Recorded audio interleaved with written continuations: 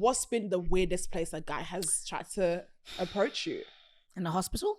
Thank you. Yeah. What was you doing in the hospital?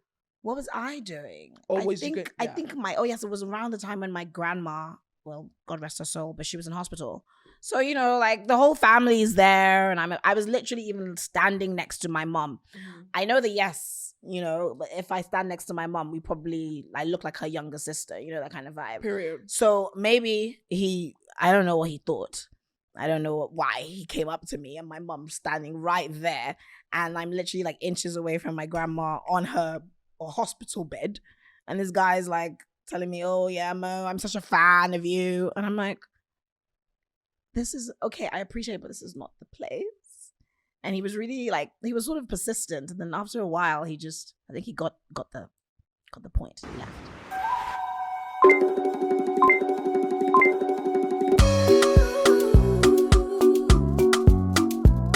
It's C&T, baby.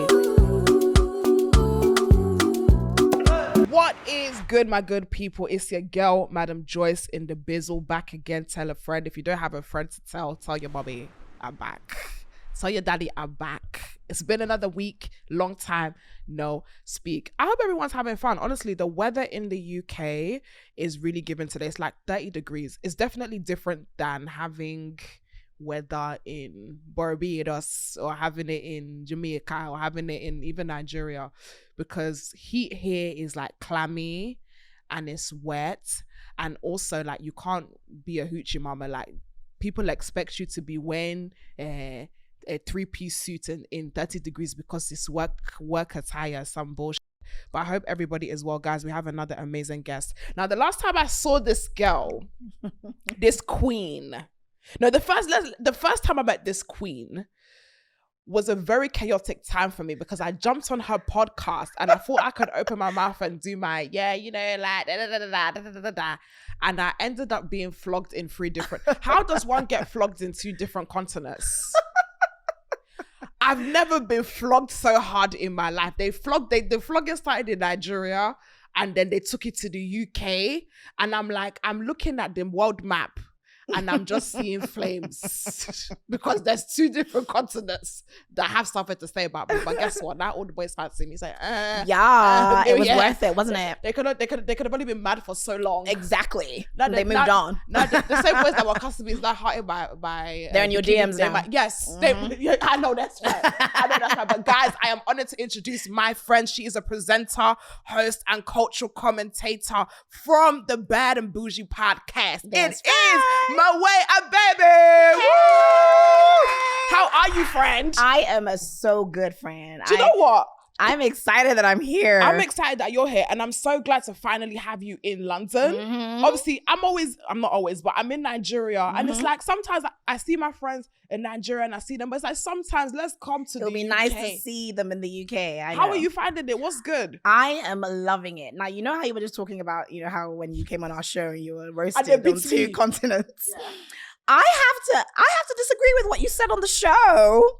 London boys have been taking good care of me. Okay, talk to me. Since I got here. Talk to me. Literally, I've hardly spent that much money. Like, maybe just on like Uber here and there, but literally like all the enjoyments, everything I've experienced. Okay, wait, let's just clarify. When we talk about London boys, are we talking about Nigerian men that live in London? You were going to say that. Yeah, man, like man's called No, we're not talking about, we're talking That's about the London boys that you were talking about. Did you get it? Okay, so let me say Nigerian London boys. Okay, yeah, Nigerian London boys. The guys who are born and bred in Nigeria but have come down to live here because they can afford to live. They can afford the visa money to come down here, to stay here. Yes, that one, I have a good time with them. Okay. I was referring to obviously man's called Mandem. Yeah, the Mandem. The Mandem. That's who I was referring to at the time. Now, we're not about to spin around that block again, because honestly, I can't be bothered. I don't want it. You're right. You won. Y'all won. Y'all won. But what do you mean they've been treating you like, what's the tea? What's the biscuits? I like, literally, I got in and I'm friends. I don't want to mention names, so I'm not gonna do that. But a good friend of mine introduced me to someone who's also Nigerian, and he has just been like, he's been like putting me on like different things, man. Like, you know, I literally spent the weekend at Radisson, went to the spa. Then even like my birthday weekend, like I watched Lion King. Oh, Lion King is good. My birthday weekend, I went on this tour bus. It's called like Bustronome, where you have like a 6-course meal. Ooh. So he paid for that. Ooh. You know, like filet mignon steak. And then I also had this like private Japanese cooking class that he also paid for. So it's just like, you know, I'm like, okay. So you've just been doing tourists. Yes, I've been doing tourists on someone else. And I love that for you, Queen. Yeah, I love it too. And honestly, that's the best way to experience London, because the currency exchange is don't think you could be, it's not no, it is not like, it's very expensive. It is so expensive. If somebody wants to foot that bill, I'm like, please do so. They're more than welcome. Thank but you know what? I've been overdue a spa. I really want to go to. I need to get. I liked my spa session. It was nice. It was nice. Sauna, massage, facial, the whole works. Do you know what? I remember the first time I had a Thai massage, and I thought I went into the wrong place. Why? Because they were stepping on you. They were stepping on my. First of all, she stood on my back, and that was wow. I was very confused. But then, as she was massaging, she was getting closer and closer to my pussy. Oh God. Closer and closer. She was massaging my leg. Are you sure she wasn't going for a happy ending? That's what I'm saying. As she was massaging it, and now she's slightly opened it ever so slightly. She's opening it ever so slightly. Oh, that was a happy ending. I was in Malta, and she was massaging it, and she was getting closer, and I was thinking, brother, she's 2 inches away from me to say, I was about to jump and say, hey. I don't do that. Don't wake up sleeping dogs, darling. I don't do that. I really thought I went to the wrong place, but I feel like they're getting to the nooks and crannies. That's it. Do you know what I'm saying? And you got some muscles just right there, you right know, in there. that groin area. No, it's the one, when you're on a bicycle, if you ride a bike and you ride the bike for 2, like if you're that often, muscle. that muscle there that starts hurting in between. Or the one where you went to the Caribbean dance hall party and you thought you can do the splits. And the muscle has. Can you do the splits? Girl, I could do whatever. Oh, you'd be freaky like that. Do you know what? I'm fake. Honestly, no. Girl, I can't do the splits. I would like to though. I would like to know how to, but really, do we really need those acrobats in the bedroom? I always wonder as well, you know, but I think it's maybe because I'm a hater and I can't do them, so that's why I'm saying that. I'm a big fat hater. But I feel like really, like it's just one direction. Like, you know, it's not like if you split, it's going to open up a bit more. It's the same thing, really. Because I thought, okay, so imagine the song. Let's think about it technically. Doing the split on the day. Right, let's just say, okay, so imagine you're in a splits position on the dick.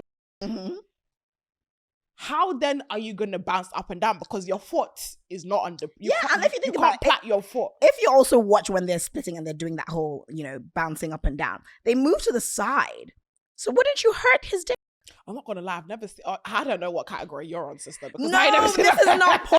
I'm not talking about. I'm just talking about even just dancing, like strippers, like when they're doing that whole split bouncing thing, then they don't do it like straight. They like do it to the side in a funny way. So I'm like, if you do that on a, wouldn't that like bend it? See, honestly, maybe I'm just hating. No, it's not, because a lot of it, when you look at the physical anatomy of a human being, it doesn't make sense. Doesn't, because if your dick is straight, why am I bending it to the side?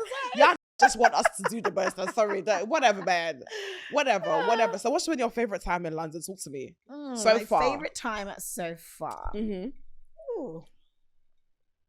I would definitely say it was like a lot, like, because when I got in for the first week, I was really like, I spoke to you, you know what I mean? And I did a lot of things alone. So I spent a lot of time alone. So it was just that nice feeling to be able to like celebrate my birthday and yes, get the well wishes, but miles away. Not like well wishes in my face and like, you know, having to celebrate with people. So I really, really particularly love my birthday. My birthday was very personal to me. I love that. So yeah, I feel like that's a major highlight for me. Do you know what? Yeah, I feel like birthdays are usually something where people be like, oh my God, you have to have like, you know, your community, you have to have a party or something.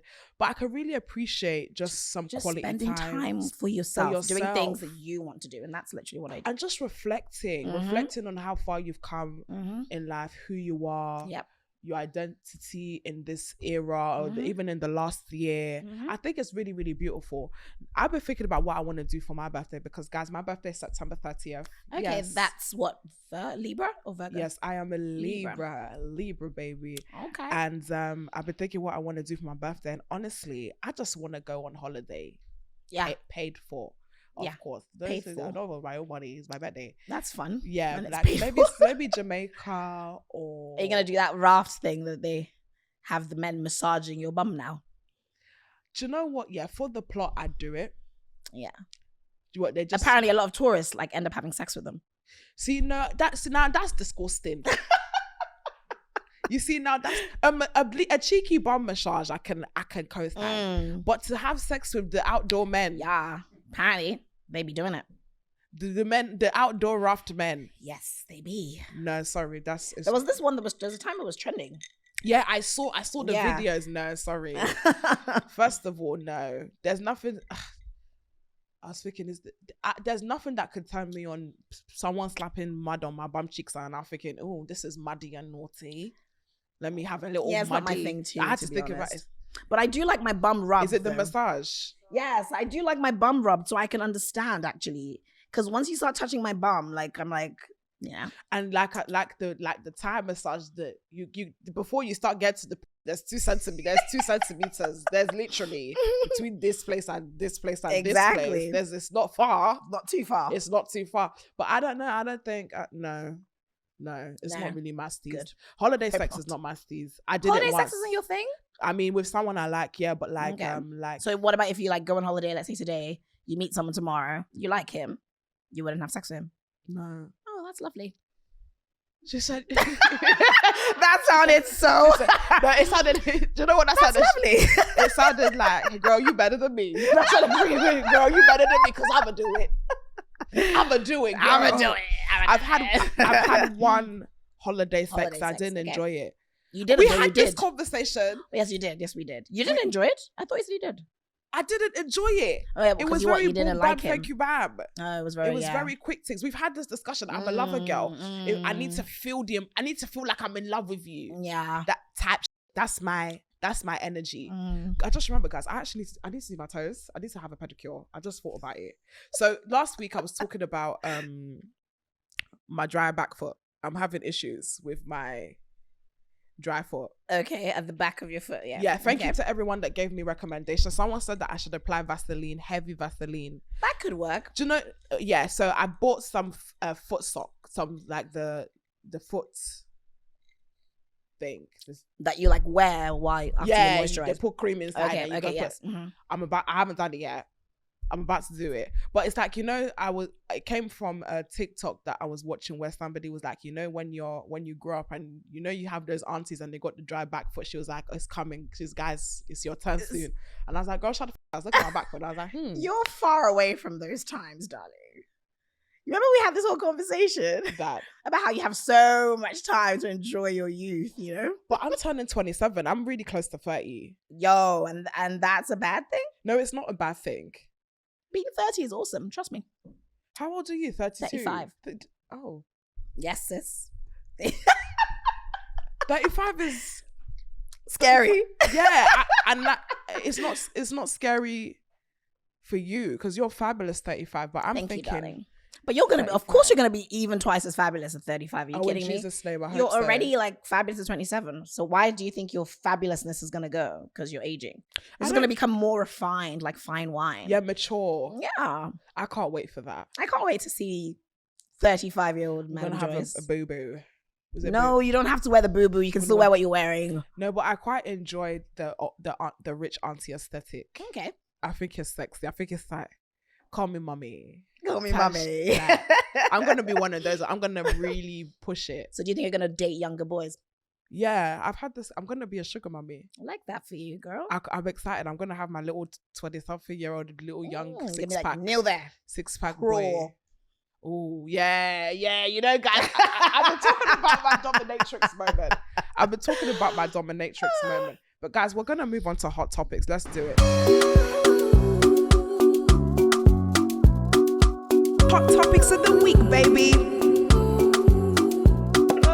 Obviously, we have had a chaotic week, and we are going to start with Young Miami. Young Miami sits down with Saucy Santana for the first time after the Diddy scandal for Carisha Please. Saucy Santana defended Young Miami after she discussed her relationship with Sean Diddy Combs on the Carisha Please podcast. I was about to just hail myself for reading that whole thing without stuttering, and then I started at the end. Critics online accused Young Miami of going too easy on Diddy, who has faced multiple lawsuits for sexual assaults and abuse. Santana responded on TikTok stating that Young Miami wasn't trying to save face and emphasized that she was sharing her own truth. Young Miami explained on the podcast that she wasn't aware of the allegations against Diddy while they were together. She stated that she couldn't speak on the allegations because they weren't part of her experience with him. Young Miami also mentioned the mentorship aspect of their relationship, saying Diddy recognized and nurtured her talent beyond music. And in the same podcast episode, Young Miami revealed that she and JT had outgrown each other, with JT moving to Los Angeles and Young Miami staying in Miami.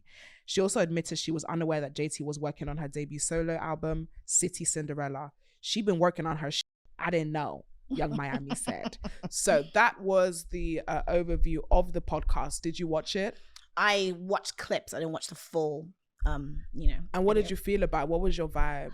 To be honest, as soon as I watched it, I could just see NDA screaming at me. Yeah. NDA. Of course, she's not going to give full details. Yeah. You know what I mean? And I don't know. Like, I can't say what to believe, but nonetheless, I still feel that, like she said, maybe that wasn't the experience that she had. You know what I mean? But I feel like it's very, very hard to hide violent behavior like that. I agree. Do you know what I mean? 100%. So maybe she is lying, but I feel that even if she is lying, that NDA, NDA is going to keep her mouth shut. So I 100% agree. I feel like when I first saw it, it felt like speaking her truth. It felt very controlled. Yes. Like, especially the fact that she did it on her own podcast. It doesn't necessarily mean, oh yeah, my podcast, my truth. It's my podcast, my ability to be able to control my truth and my narrative. Thank you. Because it is her podcast. They can edit it, and her friend is doing it. They can ask the right questions. There were some questions that Saucy asked that Miami's response didn't make sense. It looked very, very fabricated, and it's like, we've rehearsed this. This is what she would say. Yes. And now, guys, I'll tell you something. I've actually been, I'm not gonna say, but I've done things in crisis intervention. So when someone goes through crisis intervention and they actually have their publicist come on, so everything looks organic, but they'll have their publicist and they'll be like, oh, Joyce, can you ask this question? Yes, true. And Yeah, they've done that for us as well. Question? And make sure you don't ask this one. Make sure you don't ask this question. And then the person who's speaking their truth, they might say something and they might say a sentence or whatever, and the public's like, no, you need to say it this way because somebody can misconstrue it and miscommunicate it and then create a new narrative. So for me, it was a very well versed interview because all it did was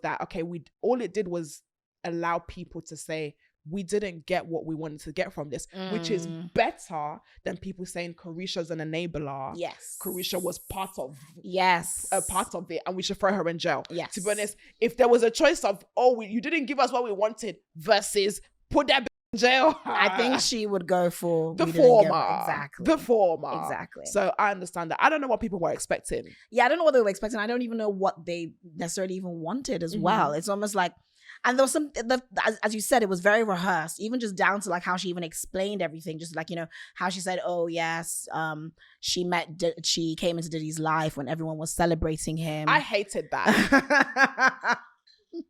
I really hated when she said that. But it was obvious that was very rehearsed. Because it was given, but y'all motherfuckers liked him too at one point. So why am I the only one getting the blame for it when you lot were liking him too and everybody? And I was like, what did I do? I was thinking, not you shouting at me, girl. This is supposed to be your, that's how I felt. It was very much trying to blame the public to be like, which is, to be honest, she made a valid point because at one point, yes, Diddy was everywhere. And you know what is very interesting?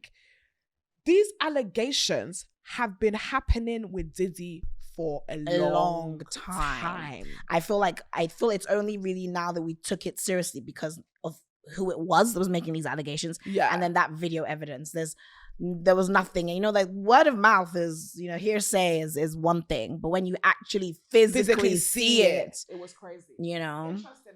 I was telling my team that I've been watching Wendy Williams old radio clips and she reported in 2005 that there was an incident where Kim Porter, God rest her soul, and Diddy went to a party and there was commotion in the bathroom.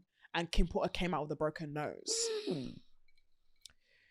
And Kim Porter said that she had slipped. Oh, damn. But Wendy was like, we know that. We know that that's not what's happened. And Diddy put her hands on her. And it's those things that it's only, 10 years later? Wait, 2005, 2015, 2020. 20 years later. Is it 20 years? Pretty much. Next year will be 20. Emmanuel, shut the up. Shut the hell up. Emmanuel's looking at me like, this girl doesn't know basic maths. 19 years, I'll say. This girl doesn't know, but shut up. 20 years later is when he's now being held accountable for his actions. But Hollywood protected him for 20 years prior. And I feel like they're still protecting him. And they're still protecting him. Yeah. So, Carisha, I don't want to say too much because there's nothing that I can really be like, okay, well, you knew, you didn't know, because she said she didn't know now. She said she said that she doesn't know. She didn't know. She so didn't experience it. She didn't experience it. She doesn't know, and very meticulously left. Oh yeah, I was in a domestic abuse. Yes, that she's been in 2 domestic violence. Yeah. So she knows. And if there's one thing that we know, they're always like, even if like most times, if you are a domestic survivor, you end up actually becoming another domestic like victim in another relationship. Yeah. It's like, or you become the bully, you become the perpetrator, you become the enabler. So she didn't do it, so I'm gonna respect that. But I feel like the people really wanted the real hard truth. And I think people wanted Carisha, being a woman who went through domestic violence, to actually stand for women. You know, like really, like it felt like she was saving herself. But then again, she's a city girl. Like, what do we expect from her, really? It's actually true. And this is the thing, guys, really, true. We need to stop that. We need to stop holding people who we know do certain things to try and hold them to try and have sensible political views. Yes, do you get what I mean? Come on. Right. It's You're like, so right. I saw the whole Meg Thee Stallion performing at what's her name? Kamala Harris thing. And people were upset about her twerking. To be honest, yes, I don't really think I would want somebody to come and perform if I wanted to be the president of the country, a black woman twerking. Yeah. But then what is Meg known for? Like, do you get what I mean? Like, it's almost the same thing. It's like, what did people expect from Carisha? Like, was she really not going to date someone like Diddy? Like, that's her MO. It's been her MO. You know what I mean? So it's like, why do you expect the unexpected from people when she's told you what it is? Exactly. They've told you who they are. Yeah, I agree. I 100% agree. Next hot topic, we have Tems superfan shows her back tattoo of the singer. Tems recently experienced an interesting encounter with a devoted fan who took the admiration of the singer to different heights. The fan, driven by his deep appreciation for Tems, went so far as a full tattoo of her face covering his back. The fan first showcased this striking tribute at one of her concerts, where he pulled off his shirt to reveal the detailed tattoo to other attendees. In a video circulating online, the fan finally had a chance to meet Tems in person and proudly displayed the tattoo of her. The moment, captured on camera, shows Tems visibly moved and in awe as she met the fan and taken. Oh my God, I nearly had it, guys. I nearly went through a whole paragraph without stuttering. And it caught me. Do you know what it was? It was the excitement in my heart at the end. Be like, oh my God, I'm nearly finished. I'm nearly finished. And taking time to appreciate the artwork dedicated to her. How do you feel like that's a bit creepy if someone had your face tattooed? Or would you be like, oh, this is lovely? To be honest, maybe because of the kind of work that I do, I would find it a little bit creepy. But then, you know, you do get so big, you know, you can get so big that somebody is going to want to tattoo Madame Joyce's lips on their face. Do you know what? I can see that. I can see that being a thing. I can see that being the thing too. So here's my thing, right? My issue is not that he tattooed Tems. Okay. My issue is that the tattoo is I didn't really take a good the look. tattoo Is it? Guys, Emmanuel, please put it up on the screen if it's not already up on the screen. The tattoo that's my issue. Listen, if you're gonna tattoo my face, it better look like you better me. get the Picasso of tattoo drawing to draw that thing very well, because I will look I would at like to actually see Let it. me see if I can find it. Sorry, I've watched it again. Let me tell you No, something. it's If not a nice anybody one. decides to tattoo my face, please make sure that you find a good tattoo artist to make sure that they draw the intricacies of my face. Because if I meet you and you show me that tattoo and it doesn't look like me, What will you do? I will say, who is that? And you're gonna be like, it's you. I said, that can't be me. No, it's not me. I don't know who that is. I do not know that girl. But honestly, I would be really honored on a big man thing. Exactly. I would be too. so, I'd be like, so honored. really? I'll be so honored if someone tattooed their face, their even your name. even my name. Yeah, Or like your logo or it'd something. be so lovely. Hello? Even a quote, Hoochie Mama. Oh my God. If anyone gets a Hoochie Mama tattoo, I would die. I don't know what I'd do. I don't even know what I would do. I'd be so gassed. I'll probably hold your wrist and start screaming, or wherever you put it. Hoochie Mama tattoo. Okay. Like something like that. Let me not give I anyone can any foresee ideas. this happening. I would love that for you. Oh my God, Definitely. guys, I'd be so gassed. I don't have any tattoos. You got some tattoos? I've got a lot. I've got like 30. Really? You got some really nice, intricate Got like tattoos. intricate ones on my fingers, behind my ear, my neck, behind my neck, my back, stomach, everywhere. Are you someone that has like meaningful tattoos, or is it just the Oh vibe? no, I have meaningful tattoos all the time. So they all mean There something. may be a few that are just like pretty, but they're just They few. all mean something. But they all mean something. You guys already know. I don't have any tattoos because Why don't you? there's nothing that means enough to me for me to put it on my body. What about yourself? Family? Why would I yourself? tattoo myself when I am living in myself? In yourself? Maybe to remind yourself. Sometimes people use tattoos as like affirmation. You seem like an affirmation girl. Like, do you wake up in the morning and you're like, Joyce, you are that hoochie mama? Do you do that? Yeah, I've got a Hoochie Mama bracelet, actually. Okay. It's something I made when I was in New York. And it says Hoochie Mama on it. I don't think I need to tattoo Hoochie Mama to know I'm a Hoochie Mama. Maybe not hoochie mama. Maybe something a little bit less controversial. Is Hoochie Mama controversial? What is a hoochie mama? Isn't it like a... What is a hoochie mama? What's your definition of a Hoochie Mama? And I'll tell Just you like mine. a girl likes to have a good time. For me, a Hoochie Mama, you're right, likes to have fun, likes to have a good time. It doesn't necessarily always mean, oh yeah, I'm going around and every Tom, Dick and Harry. Yeah. If that's your definition, cool. But for me, That's not what it is. It's being hot, fun and sexy, Yes. enjoying yourself with your friends, going to the club, going to the beach. You can be a Hoochie Mama in the library. You can be a Hoochie Mama at work. Yeah. And you can be a Hoochie Mama on the bus. You Okay. can be a Hoochie Mama in the Lamborghini. Like it's having fun. It's and basically like being a enjoying baddie, just like how people also have this like misconception of baddies too. Because I think I'm a baddie. I think you're a baddie. I'm a baddie. But there's a general idea that, oh yeah, baddie means, oh yeah, she's loose. She's naughty. She's naughty. She doesn't like men. I love man. I love men. I love me a man. I love me a Yeah. man. But yeah, that type of P, like just having fun, just having a good time. But yeah, the tattoo. Sorry, I lost my train of thought there. Helmet. Can I just say, side note, I actually really love Tems. I think Tems is amazing. She's had an amazing career. She I think she's beautiful. she's gorgeous. Some people say that, like, What, you guys look alike? do you know what? Yeah, I see it. I kind of like see the lips, Do you know? No, honestly, I get Tia.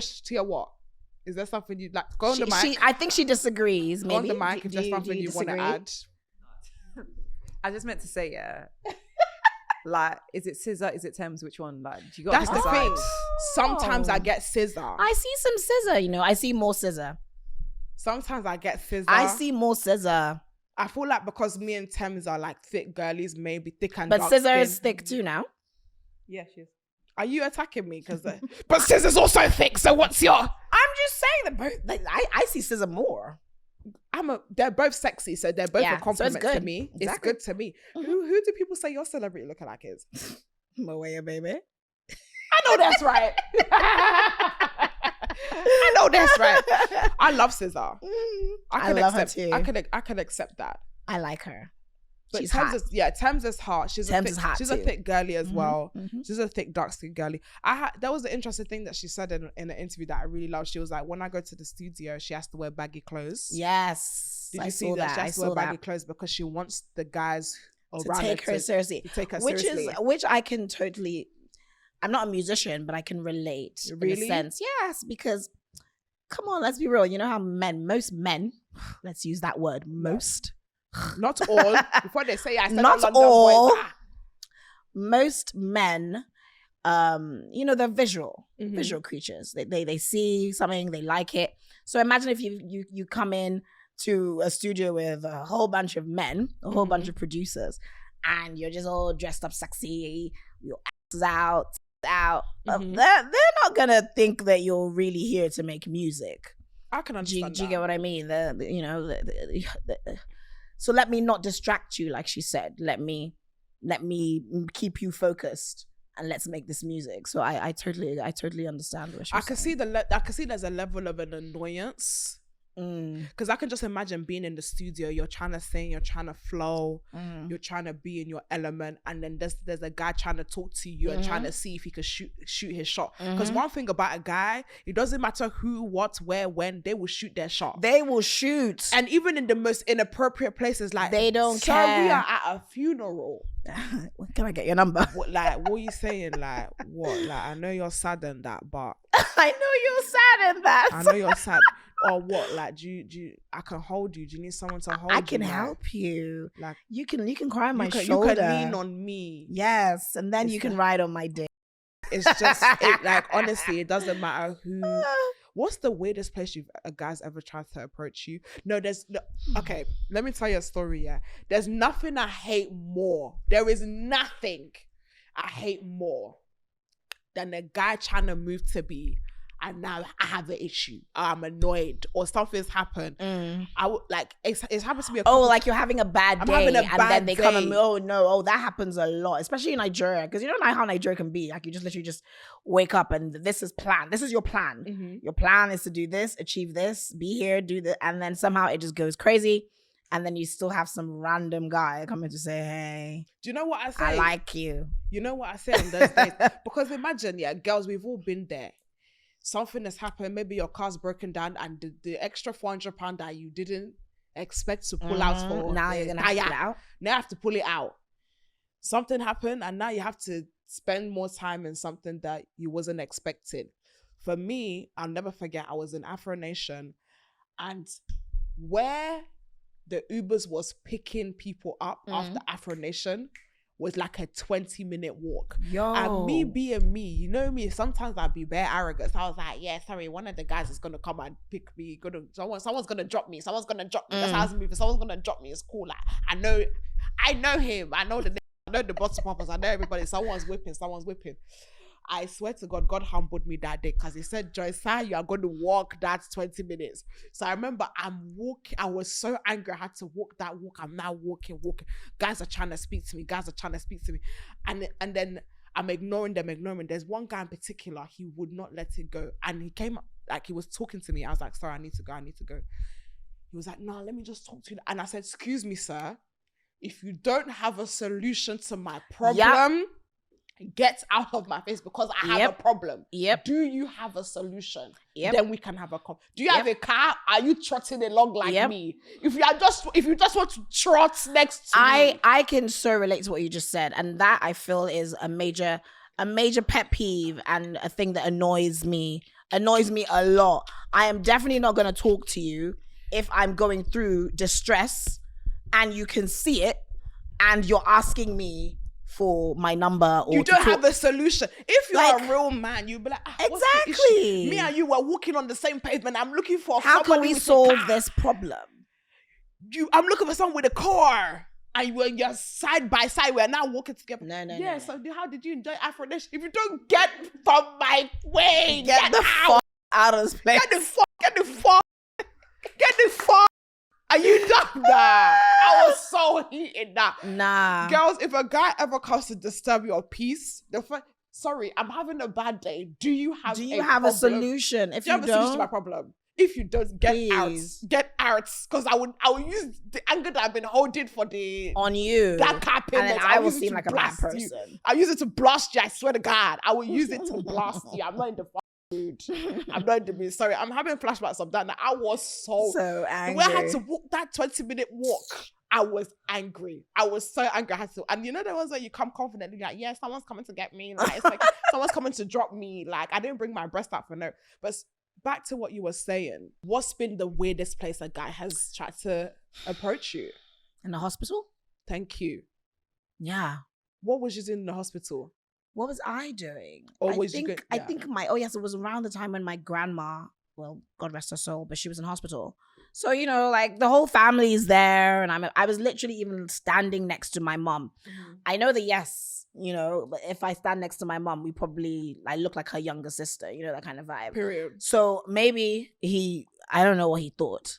I don't know why he came up to me, and my mom standing right there, and I'm literally like inches away from my grandma on her hospital bed, and this guy's like telling me, "Oh yeah, Mo, I'm such a fan of you," and I'm like, this is okay, I appreciate it, but this is not the place.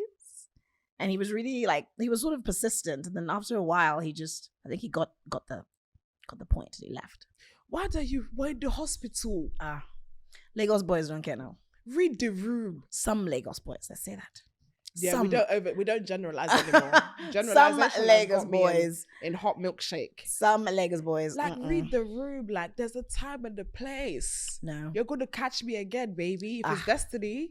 And if it's not, then let by. Thank you. Why are you moving to me? My daddy is not well. I've tied headscarf. And I looked like what I was going through. I've tied headscarf. I'm wearing tracksuit that's not matching. The trousers is blue. The shirt is brown from two different. One is Adidas, one is Nike, plus slippers. And you're trying to talk to me. Yo. You didn't care. Now, one thing, they don't give a heck. Most of them don't. They don't give a heck. They don't. Honestly, guys, I would love to see in my comments, not your comments, what has been a crazy place that a guy has ever approached you. Also, guys, side note, we have our phone now. Our does a takeaways call line that I forgot. Lovely. That's why Tia side-eyed me. I forgot it. But we do have a number. Let me read my number, guys. If you want to chat to me, if you want to call me, baby, you can call me. No, seriously, people need to stop. That line has not stopped since I've put that number out. I get calls every single day. And I think occasionally, popular. Yes. Love it for you. Thank you. Embrace I get calls it, every single day. And I think one day I might pick up and go and just cut the phone. Just feeling a bit psychotic.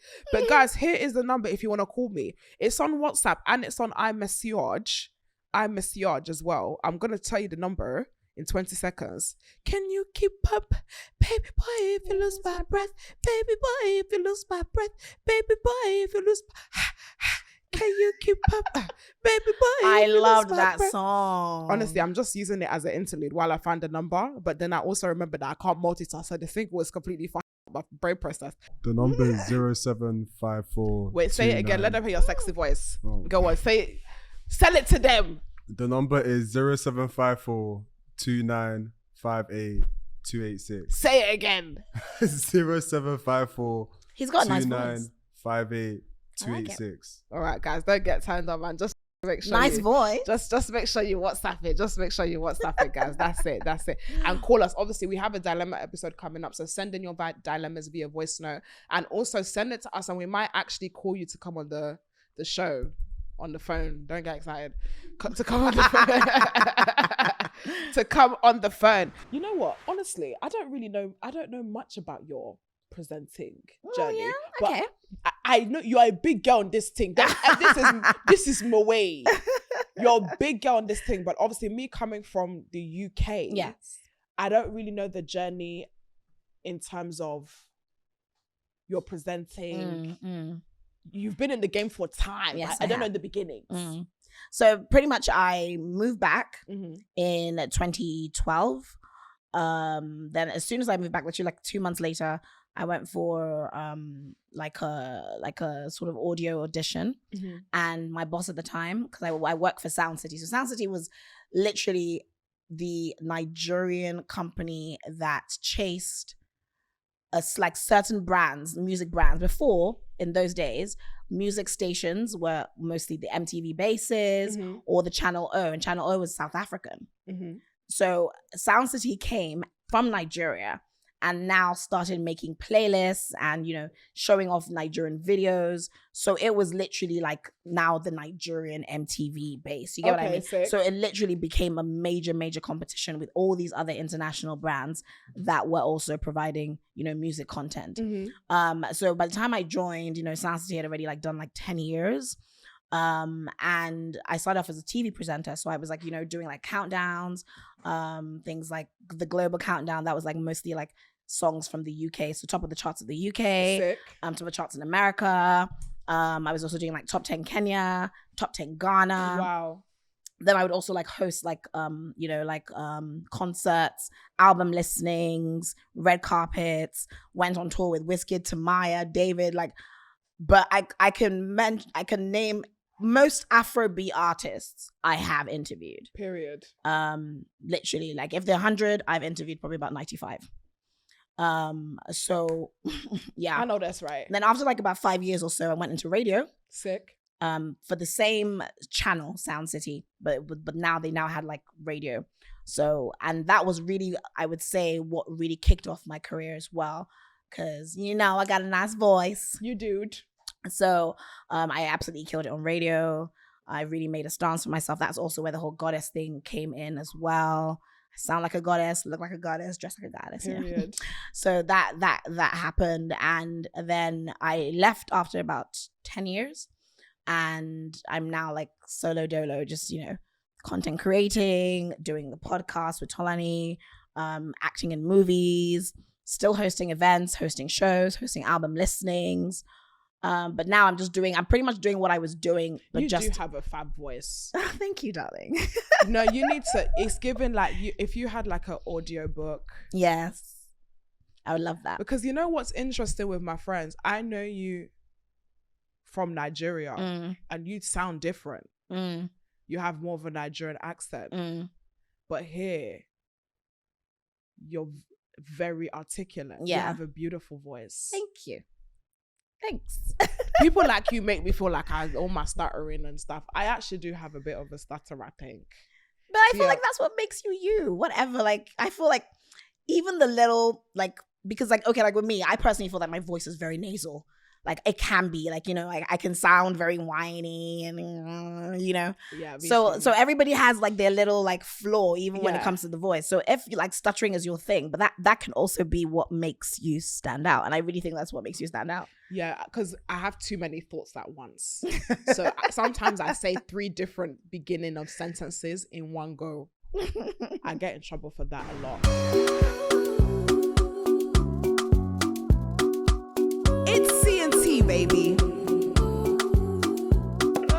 So let's talk about you. Obviously, we just had a little bit of a pinch of your career, but I didn't even know you're from London. Well, I won't say that I'm from London. You grew up in London. No, I grew up in. Look, Oh, so UK. I was Sorry, born. UK. I was born in England. So I was born in Hammersmith Hospital. Hammersmith. Yes, Hammersmith. That's West London. Yes. So you're a London babe. That's why I was like, when I came in earlier, I was in West London because that's my base. That's your base. So, yes, I was born in Hammersmith. My family's always been in and out of the UK. I've got an auntie that's lived here for like, I don't know, 40 years or something, or 30 years or something. And then my mom always in and out. My mom's a doctor, so she went to King's College. That's why you are talking like that. It's making sense. I studied law in Manchester. Really? Yes, I did. You seem very surprised. No, because I'm always so fascinated when I meet people who are in the content space or who are in the same space as me. I just assume that we're all uni dropouts and we didn't make it. I really do. Not everybody. Not all of us. Okay, just me then. 'Cause I didn't go to school. I didn't finish school. If I didn't have this, I would still be in the care home type. That's my story. That's my story. You studied law? Yes, I did. Which subsidiary of law? I did an LLB, and then I went to LSE, London School of Economics, and I did. Hey! Yeah, I went to law school. Who? And yeah, they were so intense that when I moved back, I wasn't interested anymore. You know, when I moved back to You Nigeria, had like PTSD. I was like, no, I don't want to go to law school again in Nigeria. Mm-hmm. And yeah, so in a way, I am in a way kind of a dropout because I didn't do law school in Nigeria, so I can't practice in Nigeria. But you can practice in London. Yes, I can. But then it's been so many So years. you're not a dropout then. Yeah. But you don't where's need my main base? My main base is in Nigeria. You don't And I need to can't join the practice struggle. there. It's okay. You don't need to join the struggle. It's okay. You that girl. That's amazing. Congratulations. Thank you so much. I find it so inspiring where people have the duality of having proper formal education or something like a vocation. Yes. But then also are creatives. Usually the people that I meet are one and the other. So I know people who are amazing accountants or they're amazing at numbers or they're amazing at reading books. But when it comes to creativity, They can't do it. Mm-hmm. And me, I'm a creative. But ask me what 7 times 12 is. 77. Shut the f up. What is it? 77? 81. What is it? What? 82. 83. Sis. 49. Come on. So like that's what it is. No, I said 7 times. What did I say? Is it 7 times 7 or 7 times 12? It's 7 times 12. Oh, 7 times 12 is 84. That's what I said. What did I say first? No, I don't think you said 84. You said 77. Yeah, nearly. Just by one. Just added 7 to it, then that would be 84. I don't understand. These days you don't even need to have mental maths. Anyways, everybody's got a calculator on their phones. Everyone can shut up. Anyway, so I just love how you have that duality. That's Thank so you. cool. Would you ever go Thank back you. to doing law? Don't think so, but who knows? Like maybe when you're, maybe in a couple of years when you're like, or you could be like I know An like entertainment lawyer. Entertainment lawyer will be fabulous. Mm. Entertainment lawyer will be fabulous. And to be honest, I feel like I wouldn't want to practice law in Nigeria. I maybe They need good Don't lawyers, mind girl. That practicing here. economy is too bumbuckler. I keep talking about it, but I heard about True Beach, all the beaches. yes, my What am I darling. gonna do when I that come back? beach that you enjoyed the last time, it's gone. How about where am I gonna turn up and wear my There are bikinis? other beaches. There are other swimsuits? beaches as Elashe. Didn't you go to Elashe last time? Did you take a boat out? Elashe, Mhm. But you have to take a boat. That's the Yeah, thing. and then there are others. Which other one is there? But those landmark ones were the best. They were. But because I you think didn't there are have to others take that the you boat. can like drive to. You see, here's the problem, with beaches, Elasha, them ones. Once you're there, you're there. Mm-hmm. There's no running away. No running away. So if the people that invited you are weird and dodgy, That's no word. Unless you want to swim back. yeah, today. how are you gonna get back? If them ones, that's what I'm saying. So when everybody's like, "Oh yeah, let's go to the beach," make sure it's with respectable guys, people. because that's how someone would be like, so that's how you get there. Somebody's now trying to squeeze your bum and you're stuck. And you're just There's stuck. nowhere And you're to like, go. no. There's And they're nowhere to like, go. Okay, well, you're here. There's nowhere to go. You can't say I'm going home now because you need to get your boat back. I actually got stranded. Oh wow! So you experienced something like this? No. We got funny enough, I was with Heath. Who was I Okay. with? I was with Heath. And then Shout out to Ahiz. shout out to Heath. And who was I with? There was a bunch of us. There was 3 girls. No. Yeah, there was a bunch of us. There was like 3 girls. And we had an amazing time. But the boat that they picked for us literally stopped every 30 seconds. Oh my So god! On the water. On the Like, water. ah. So like, the boat was like, And that definitely can happen as well. Man. and just stop. And literally just stop. And then he'll have to wait for the engine to cool down. It's like, Wow. boom, boom, boom, boom. How long did it take for you guys to I get back? swear we was on that water for like on the water for like an hour and a half, 2 hours. And you know the interesting thing about that is that after a certain time, you're not allowed boats on the water. Mm. So it started passing the time where the boats are no longer land on the water. I said, listen, I didn't come to Nigeria for them to shoot me down. That was your first time, right? That was my first time. Boom, boom, boom, and it'll just stop. Wow, bro. Then thank God, we ended up hopping on another boat. Okay, good. So you got some but help. we were on that water for fucking time. We was on that water for fucking time. Damn. But yeah, make sure you go people that you feel safe around, responsible gentlemen. Like every time I've always been, like the guys have been absolute gentlemen. They're my friends. Like there's been no issue. When you're going with all these random boys, like, yeah, let's go to Lashe. There'll be a And problem. then they're coming to come and squeeze your baba. You don't know what to do because you didn't have that agreements before you entered. Type shit.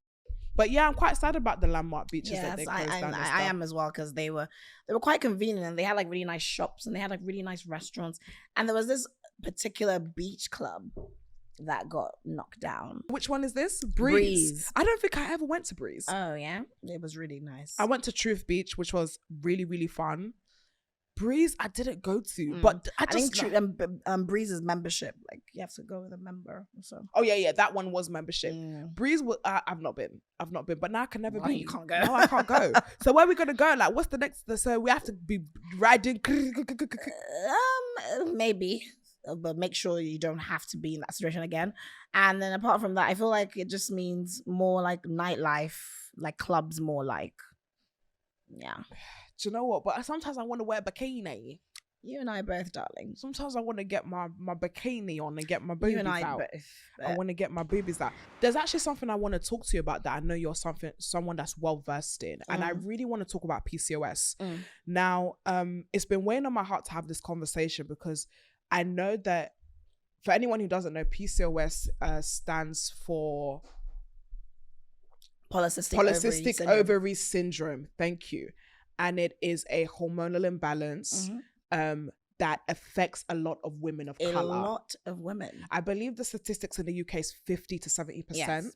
And there are a lot of women who are undiagnosed. Now, this is not sponsored, but I know we have a lot of women of color that watch this show. And for someone close to me, as I was researching this, because basically, my friend recently got pregnant, and she was saying how she got pregnant with PCOS. She had PCOS, and she thought she had infertility issues, and she's pregnant. Big up Mariam every time. And I was like, what is PCOS? And I did more research, and to the point where I was doing so much research, I saw some symptoms that you feel you may have, that not even me, someone close to me may have. And I asked her, you know, someone that's close to me, that she had like a acne breakout all across on the cross of her thing. She's having weight issues where it's like, I know she goes to the gym, she works out, she was on keto, but you won't be able to lose weight. But she's not shifting the weight. So many, and I was looking at my friend and I was like, have you checked for PCOS? And she was like, no, I haven't actually. I'm going to go and check. So I know that you have PCOS, and can you just explain your journey and just educate the girlies? Well, I realized, luckily, you know, my mum's a doctor. Yes. So from time, I think I was able to catch it on quite soon. There's certain, like, there's no cure for PCOS, but there's certain preventions, you know, or certain ways to just sort of, you know, not prevent it, but just, you know, keep the symptoms, like reduce the symptoms. Yeah. So initially, when I was about 16 or so, I had like the acne full-on breakout. And that's when I tell people I've worked so hard on my skin, I'm not joking, because my skin before was bad. So I got on, the doctors got me on the pill. And that's also another thing that I would love to even discuss, because the pill can help with PCOS, but at the same time, it also has its issues that, you know, so like with me, I remember I almost got, what's that thing? Something thrombosis, where it's like a blood clot. Oh, wow. Yeah. So I almost got that. So I had to stop taking it. But then I was on the pill for probably about like, I'll say for about like under 10 years, maybe like 8 years. Wow. You know, so back to back, I was on the pill. At the time, I was like, yay, ain't getting pregnant. Period. You know, but then at the same time, you know, I used to always have like pains in my leg. Oh, wow. Yeah.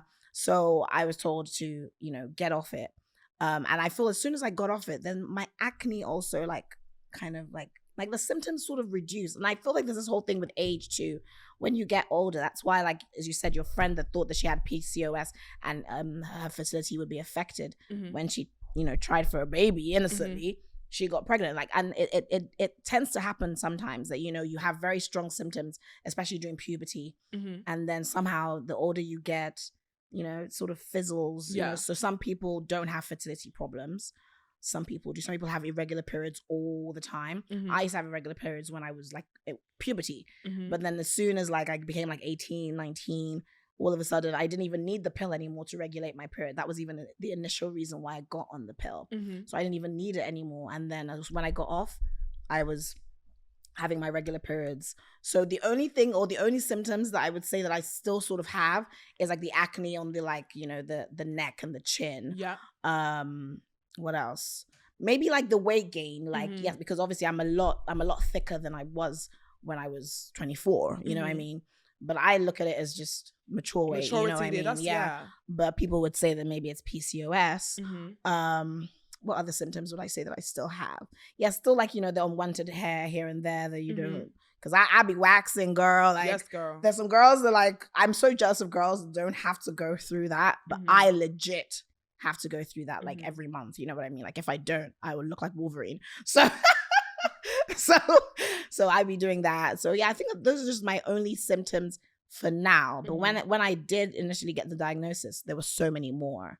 So I feel it's really important for you to know if you have it or not, and then at least try and see if you can, at least reduce your symptoms with whether it's medication, whether it's diet. Diet too is a major thing as well. And I feel like people don't talk enough about the diet aspect, as a, what do they call it? As a sorcerer, is what they call it? PCOS. There's a name that they call they call people that girls that have it.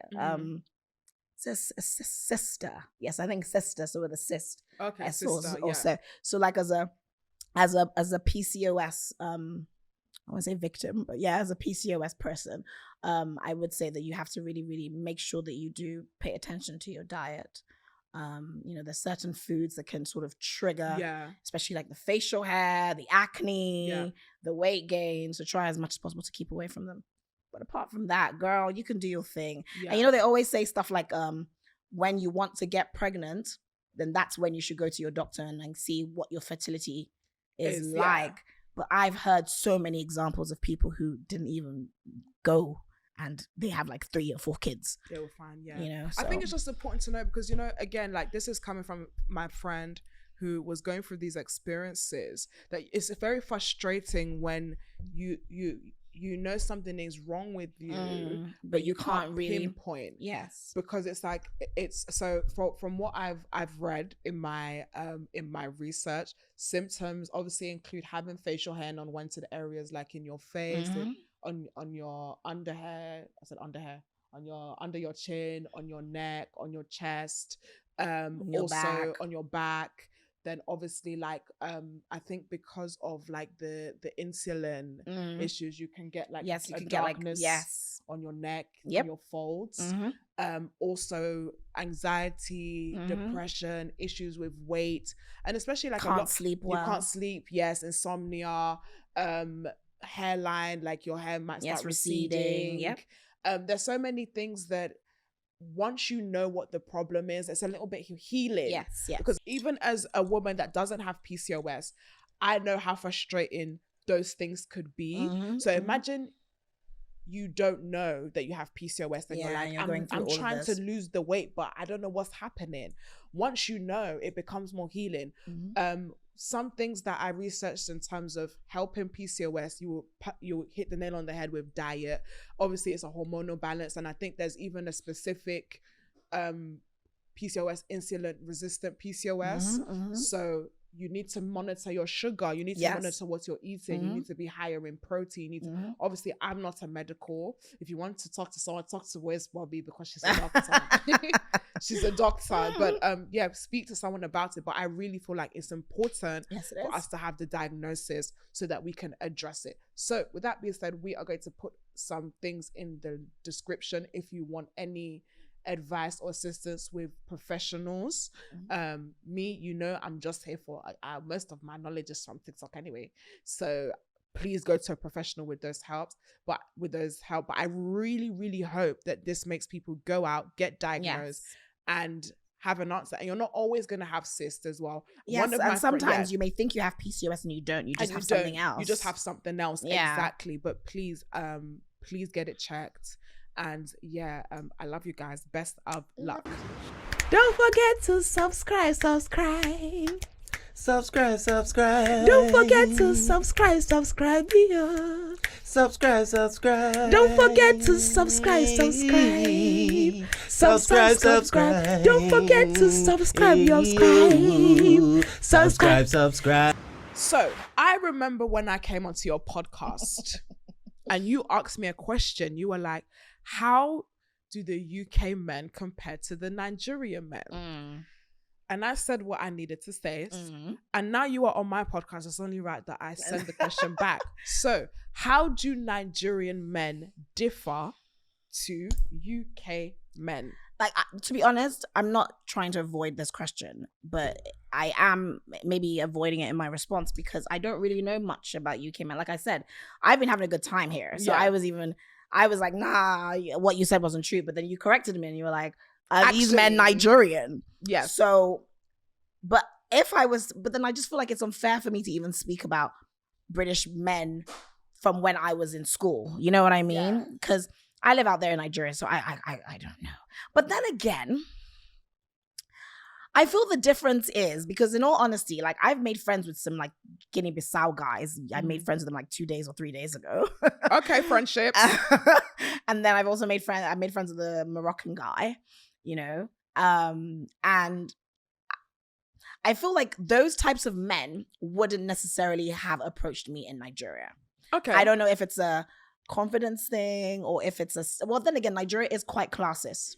So it's probably like a status thing or whatever. Like, so if a man feels that he's not necessarily on a level that he can speak to you, he probably won't even speak to you at all. But over here, it doesn't even matter. Like you can be an Uber driver, not that I'm looking down on Uber drivers, but you get what I mean. Like you can be, I don't know, you can be working at McDonald's or something and the guy would still come up and talk to you even though he can see that you're, carrying a Gucci bag or whatever. But over in Nigeria, if a guy does that, he's like a nuisance. While over here, it's more of like, oh, okay, he's got some confidence. Like I feel like seeing men here is a little bit like you actually get to know who these men are. And while in Nigeria, most times it kind of seems like what you know about them is what they have to offer or what they show, like, how much money they have, how successful they are, what car they drive. You get what I mean? While out here, all those things don't matter, immediately. They don't matter immediately, It's more about the conversation. It's more about the connection. It's more about the energy that they give the first time. While in Nigeria, I don't care about your energy. I don't care about your vibe. What have you got to offer me? But that's so, yeah. I feel like that's the difference. I will say, I keep saying I love Nigerian women so much. Nigerian women across the country, across the board. Extremely hardworking women. And I find that there is a tenacity that Nigerian women have all over the world that is just innate to us, which I really love. African women generally, because I don't want people to start feeling left out. I love you all. To be honest, country. South African women are killing it too, because everyone is killing because, it. Don't feel left out. Now we have to start saying everybody because we're saying South African. Then now the Ghanaians will be like, yeah, but what about us? Everybody's beautiful. Everybody's beautiful. All African everybody's women. beautiful. But what I will say is that going to Nigeria and seeing how Nigerian women operate completely changed my perspective on dating, completely changed my perspective on my expectations. Okay. So how did it change your expectations? I think it made me raise the bar. Yeah. Nigeria made me raise the bar hard. Because like you said, the initial conversation between a man and a woman, in my experience, I'm not saying across the board, but in my experience, is that a guy will show you what he can offer you. Yes. Like you said, here is it's about the vibe, it's about the communication, it's about do we like each other. But I think what then happens is that you waste a lot of time and you end up being emotional with somebody that is not comparative to what you need in that season or what you have to offer. Yes. Because you were just going off vibes. Whereas at the beginning in Nigeria, it's like, what do you have? I'll show you what I have. Do you like it? Yes. Do you not like it? Get lost. Okay. Yeah. So you save all the, but we've been chatting for 1 month and I'm just feeling his energy and I'm just, everything is, you've saved yourself a heartbreak in 4 days. Like our talking stage in Nigeria. It's short, sharp. And I love it. So I think for me, I completely agree. And it's not a bad thing because it's not a bad thing to get to know somebody, because I feel like the cons to that in Nigeria is things are a lot more transactional. Yes. So it's like, you have this, I have this, So, you want this, let's get this to do this, then we can go. We then miss the emotive. Yes, the emotive. Aspect of, I like you, I date you. I can't like you unless you have something, bring it. I can't like And you then unless you're spreading your leg. It makes you now question, do you really like me though? Yeah. Or do do you you know what I mean? Or do you just like what I have to give you? Exactly. That's the difference. And I think right now I'm in a stage where I have a bit of a hybrid of both. Being alone. And I feel like that's what you need to do. That's what though. you need. You need a mix of both, because in all honesty, we're not getting any younger. That's us women. And I'm tired of doing 3-year, 4-year relationship, nothing to show for it. You know what I mean? We may as well at least, like, okay, if I'm going to go into this 2-year, 3-year relationship, then it's got to be worth it, you know? Agreed. So, yeah. I 100% agree. And then also, like, you get into in British dating standards, you get into a 3-4 year relationship and you just have nothing to show for it. Absolutely jack shit, because you based the vibe. The vibe was paying the bill. The vibe was paying your car. The vibe, like, just nothing to show for it except heartbreak and a useless man. So do you think British men are more useless than Nigerian men? It's like you just want me to be cancelled so bad. No. I'm just doing my producer's We're having coughing. a conversation. Like, literally. I feel honestly in this. I think from the conversation that we had last time in December, I definitely feel like I've had a better experience with UK guys because I've set a new standard for myself. That's the honest truth. They now had to impress you. They now after had to what they impress heard, they me. were like, "No, we're gonna show her." They And went out also, like that. my energy was different. You see, this is the thing. I think also with Nigerian women, because like you said, the conversation starts as, "What can you offer me?" Yeah. The conversation starts with UK women of, "But I like him. Yeah. He's nice. He's nice. He's cute. He's hot. He's fine. handsome. See his 6-pack. We're not demanding in what we want." Perfect example. Like, I was talking to, there was a beautiful girl that did my hair, and we're talking about that there was a guy. I'm sorry I have to share this story, but it was so funny. There was a guy that took her out and took her to the cinema. But what he did was he stopped at Sainsbury's to go and buy snacks. So they can take it to the cinema. So they can take it into the cinema because he didn't want to buy the cinema snacks. How much? But then I feel like the cinema snacks would on a first date. But wouldn't the price of the cinema snacks Tia, pretty much be the same as Sainsbury's? Let's have this conversation. No, it actually would though. That's fine. Wouldn't it? That's it fine. would be the same. What, you think it's okay? I think it's okay. Yeah, 100%. And plus, there's more variety of snacks. Do you see when I see London girls, She's British. Girls, see British girls. Doesn't have a drop of Nigerian blood in her. Not a drop, not a sprinkle or a crack. No, so let's establish this, right? Okay. But I just feel like isn't it like roughly the same price? Okay, no, because real talk here, the popcorn in the cinema is like £7. Then how many snacks would you get from Sainsbury's? What, you'd get £4 worth of snacks? Yeah, so maybe the popcorn might be £1 and then so in the cinema you might spend £20. Okay. Or £30 for the both. 30, really? That For much. the Okay, both of including the you. tickets or Drink everything. Or But just in the food? Sainsbury's, you will spend £6. but no, that's just cheap. It's just man. fucking cheap. First dates. First date. Like it's different if you guys are like an item and like you guys know each other. You know what I mean? Like you know, Yeah, like you you're know each other's like together. you know each other's like, okay, yeah, this is not a good time for my man. So okay, yeah, we can do that. But like cute. first date, he said he wants to take you out and then he goes to Sainsbury's. Goes to Sainsbury's Nah, to be fam. packing No. sweets. It's like That an is a adventure. I think major it's, red like, flag. Cute. It's cute. It's like you're doing No, it together. I don't think it's cute. No, I don't think it's cute. No, that's wrong. It's not cute. It's not cute. It's not cute. I think it is. It's him. And you know what they always It's say? cheap. When someone shows you who they are, listen, pay attention, like take it. Do you know what I mean?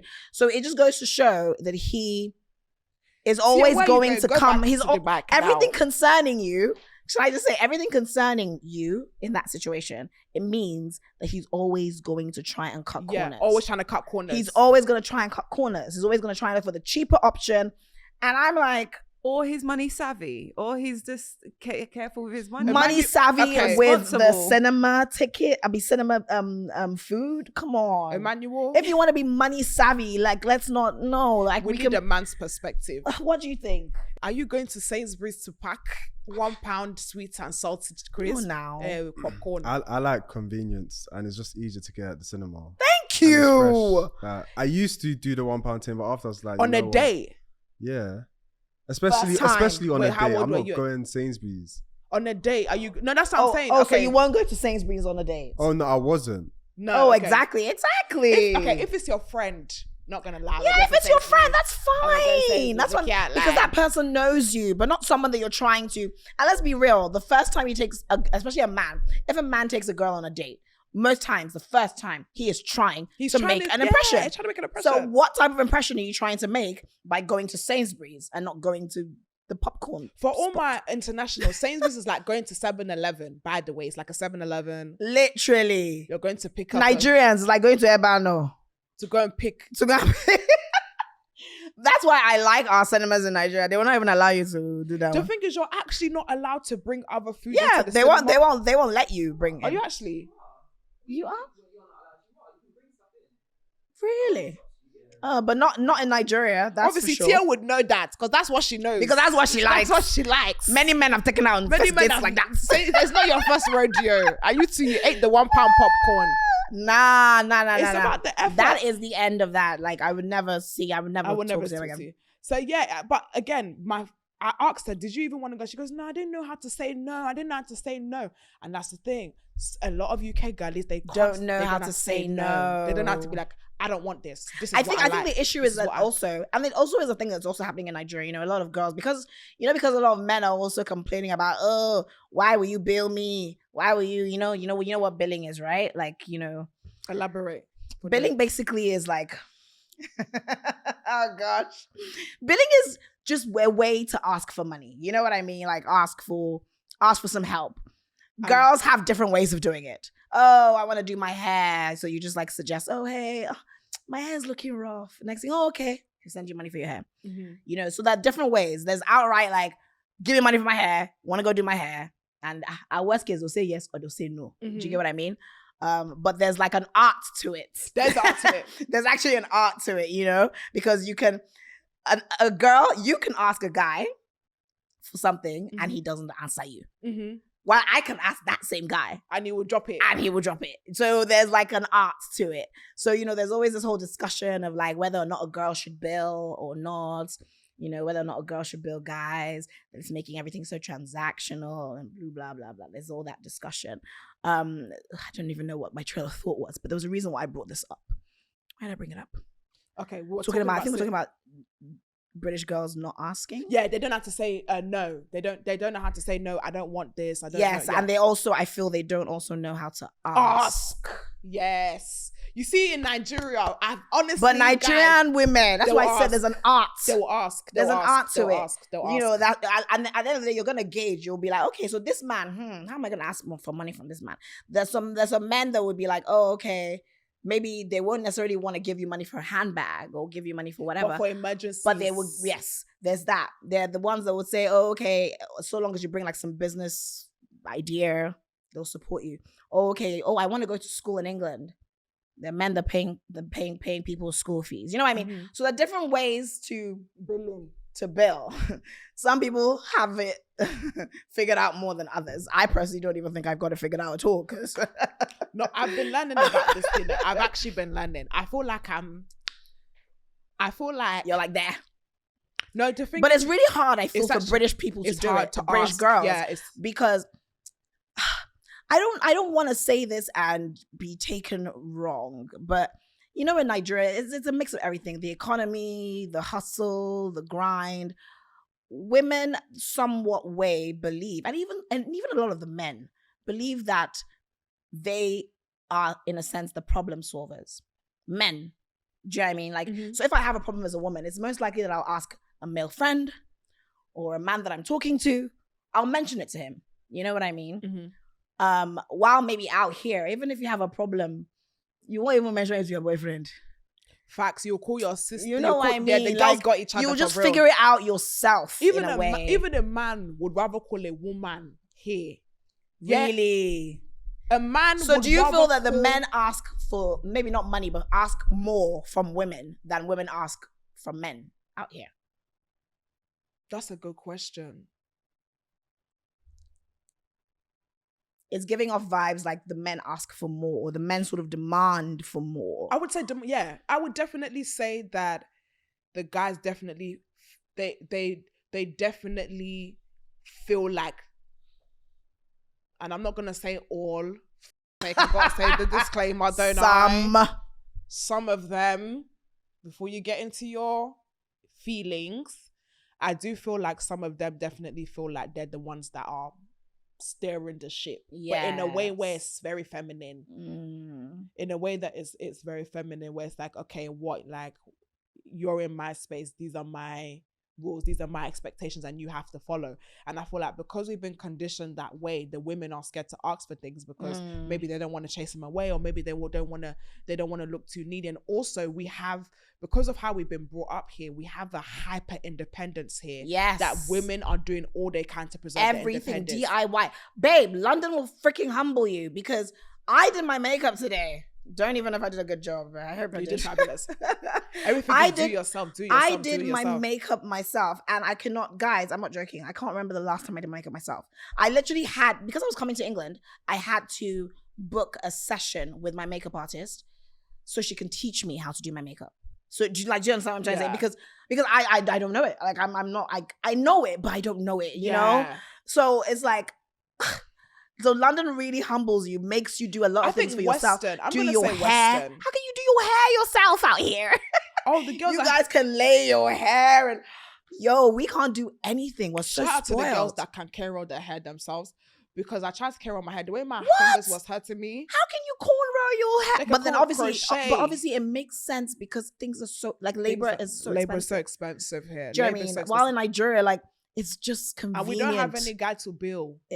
We're not billing anybody.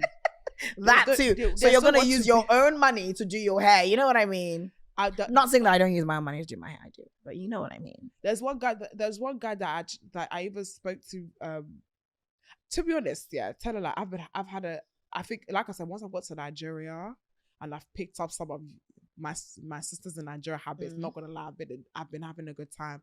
I've been meeting a lot of good men out that here, have been looking after me. Yeah, See? but not London, Oh. Nigerian guys that live here.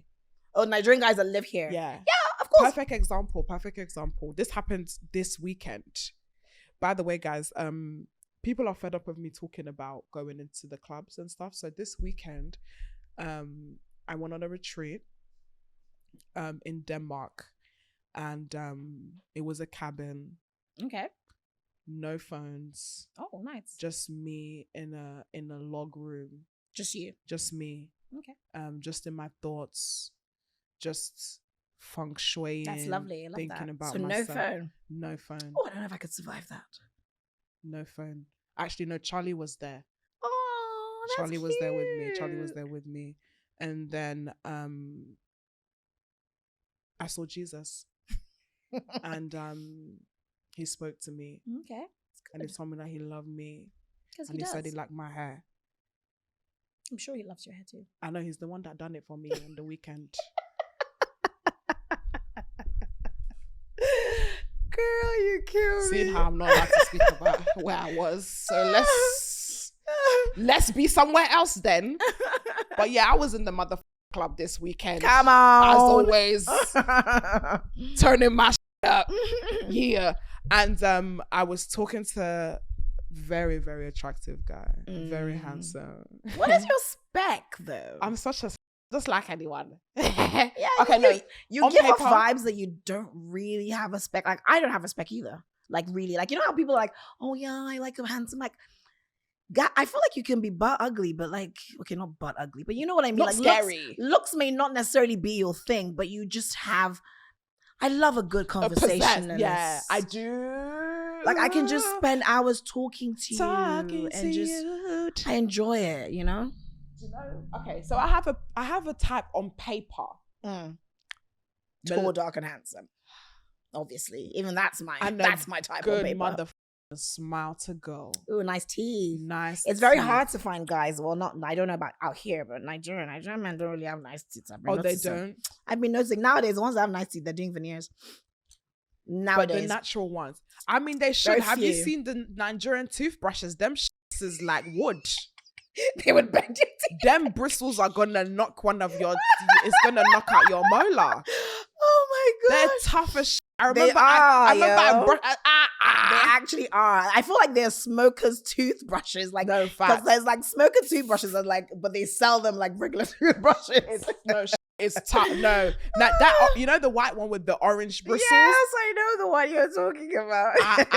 That's a smoker's toothbrush. That's the type of shit, like you know when you have the burnt black bit at the bottom of your pan and you need something to really take it off. That's what you will use.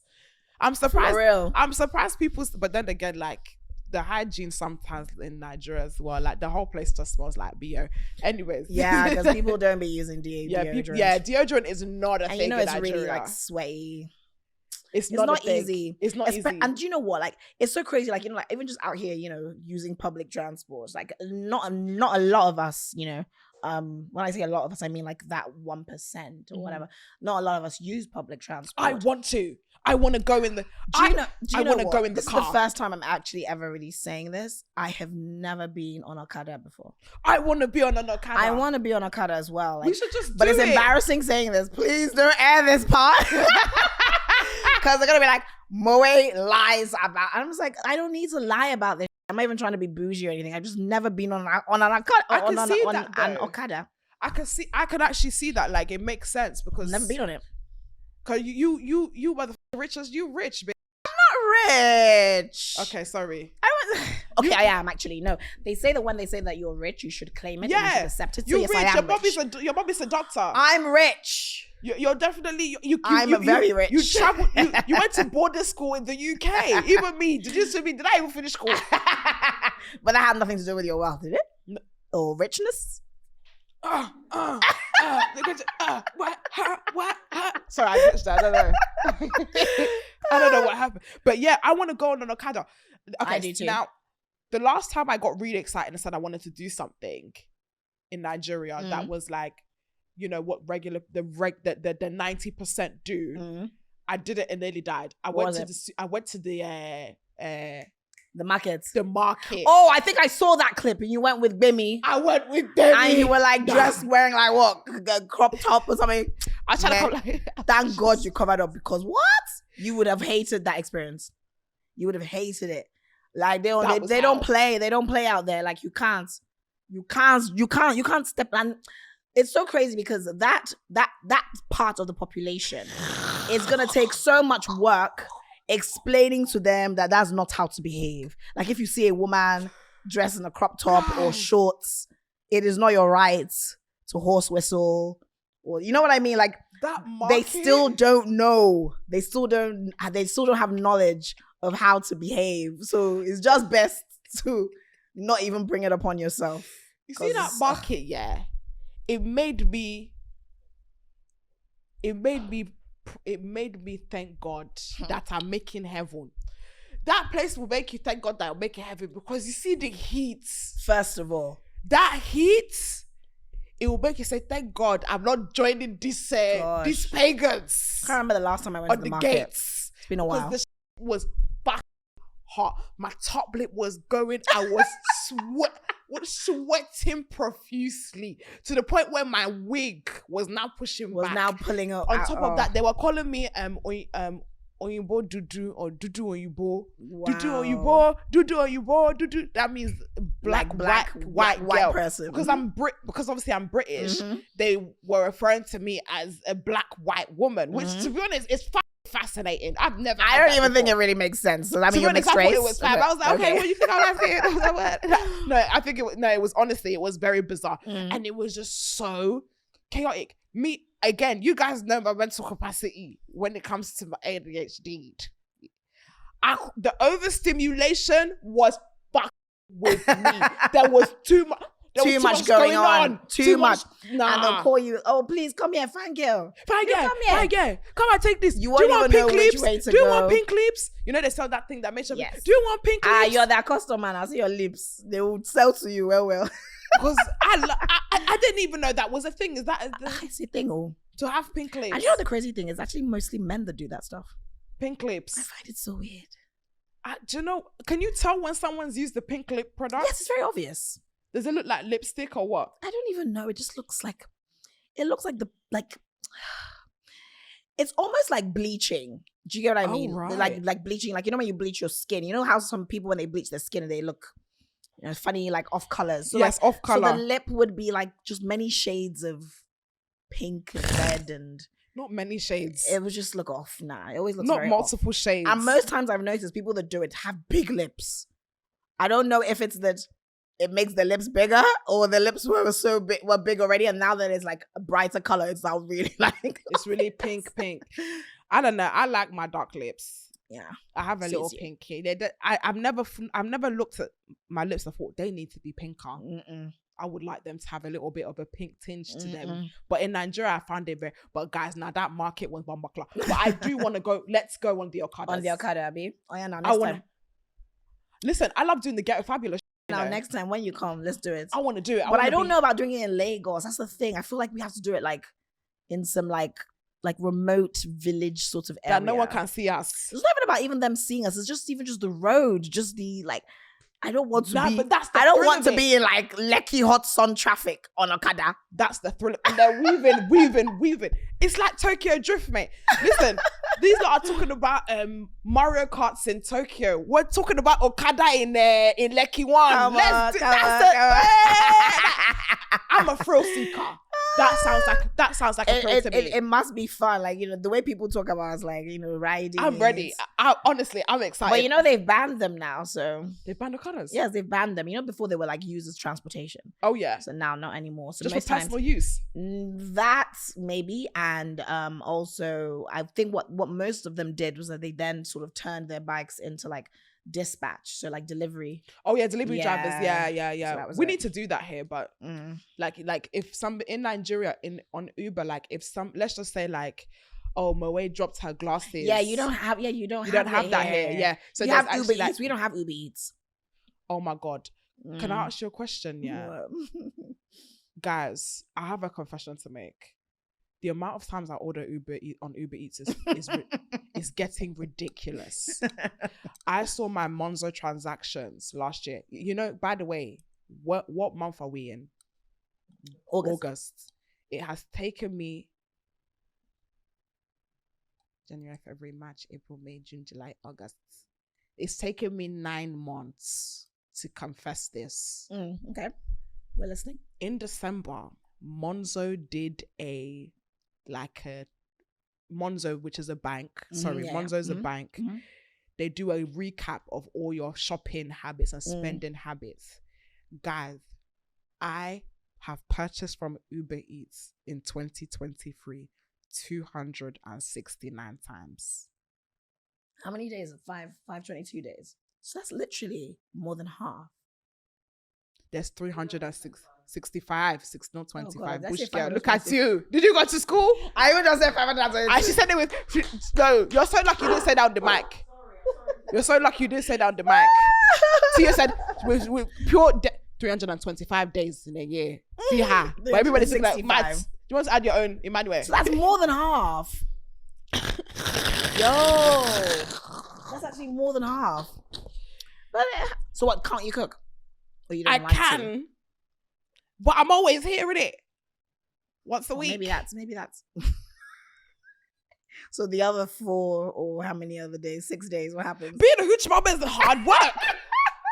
It is a full-time job. I knew you were gonna say that. It's a full-time job.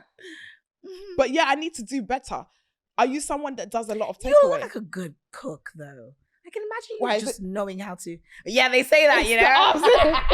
Cooking It's the arms. big- I got the cooking arms. The cooking arms. Not gonna lie, I can whip up. Like, you look like you can. Can you cook? Yes, I can. Can you whip up?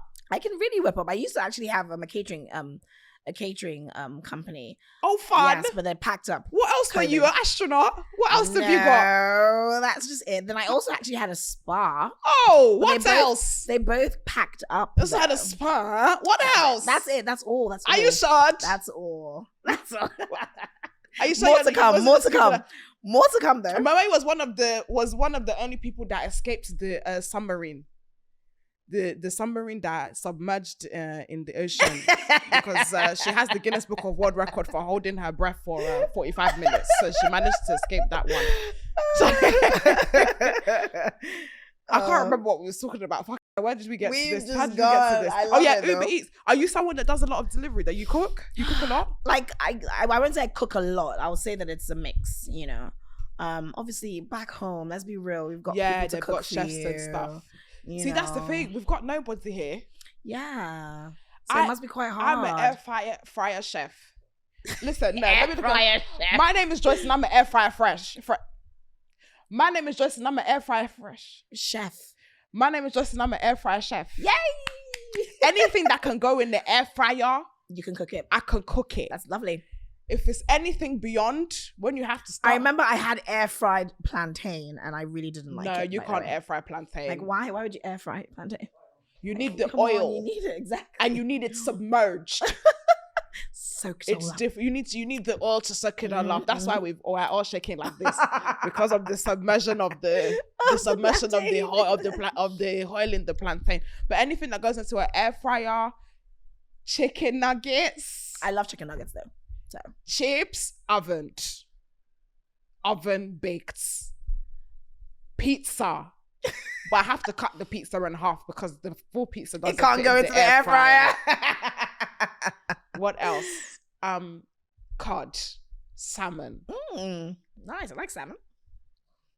anything that can go in the air fryer. Madam Joyce has got you. That's me. That's where my capabilities. But I actually can cook. But do you know what it is? Yeah, when I'm feeling very maternal, Cooking like, is practicing, to be honest. It's Yeah, almost it's it's practicing. literally like just doing your makeup as well. You know, it's like I don't feel that you would ever not be able to do it, even if you haven't done it for a long time. It's just trying to just, you know, remember those skills. But I feel like it's a thing that not only when, you know, like most times in Nigeria, there's this whole thing that should only be women that are in the kitchen and all. No, I men. do want to say. I don't like men that can't cook. Honestly. Okay. And when I say cook, I don't mean Elaborate. like cook like egusi soup and whip up a mean jollof. But if you can, you know, Daddy. you know, yeah, definitely. Like that would be like a major green flag for me if you can cook. Because I'm one of those people that food is like my love language. I agree. Food is my love language. So if you can cook, points, you know what I mean? But I'm not asking for a chef. Mhm. But just the basics. Like I just feel like it's lazy, especially from just lazy not to know how to handle it in the kitchen as a man. I agree. I 100% agree. I'm not asking for you to like cook stew, but at least be able to cook one Nigerian dish. That's the problem. This is how the people always end So up. you cannot with even boil point. rice. Honestly, do not be because you can't cook. Now you're just collecting food from anybody. That's why that you don't know why that you don't know why that girl has you don't know why you're so in love with that girl because you're collecting from her. She was washing her juice into the rice. Exactly. That was to go and eat it because you don't know how to boil rice at home. And I feel like if some of these men, You ate that. if they actually, you know, made the effort to at least just know some of the basics, maybe quote unquote they wouldn't be as needy on these so-called women that they like to refer to as being toxic. You know what I mean? Like, I just feel like you wouldn't find yourself in some of all these situations with these women if you actually could handle it in the kitchen. Yeah, honestly. Question: where do you find? What tribe do you feel has an issue with domestic things? Like in Nigeria, do you feel like there's a specific tribe that you always find when you meet them, they can't cook? You mean men? Or yeah, you men. mean... They can't cook, they can't clean.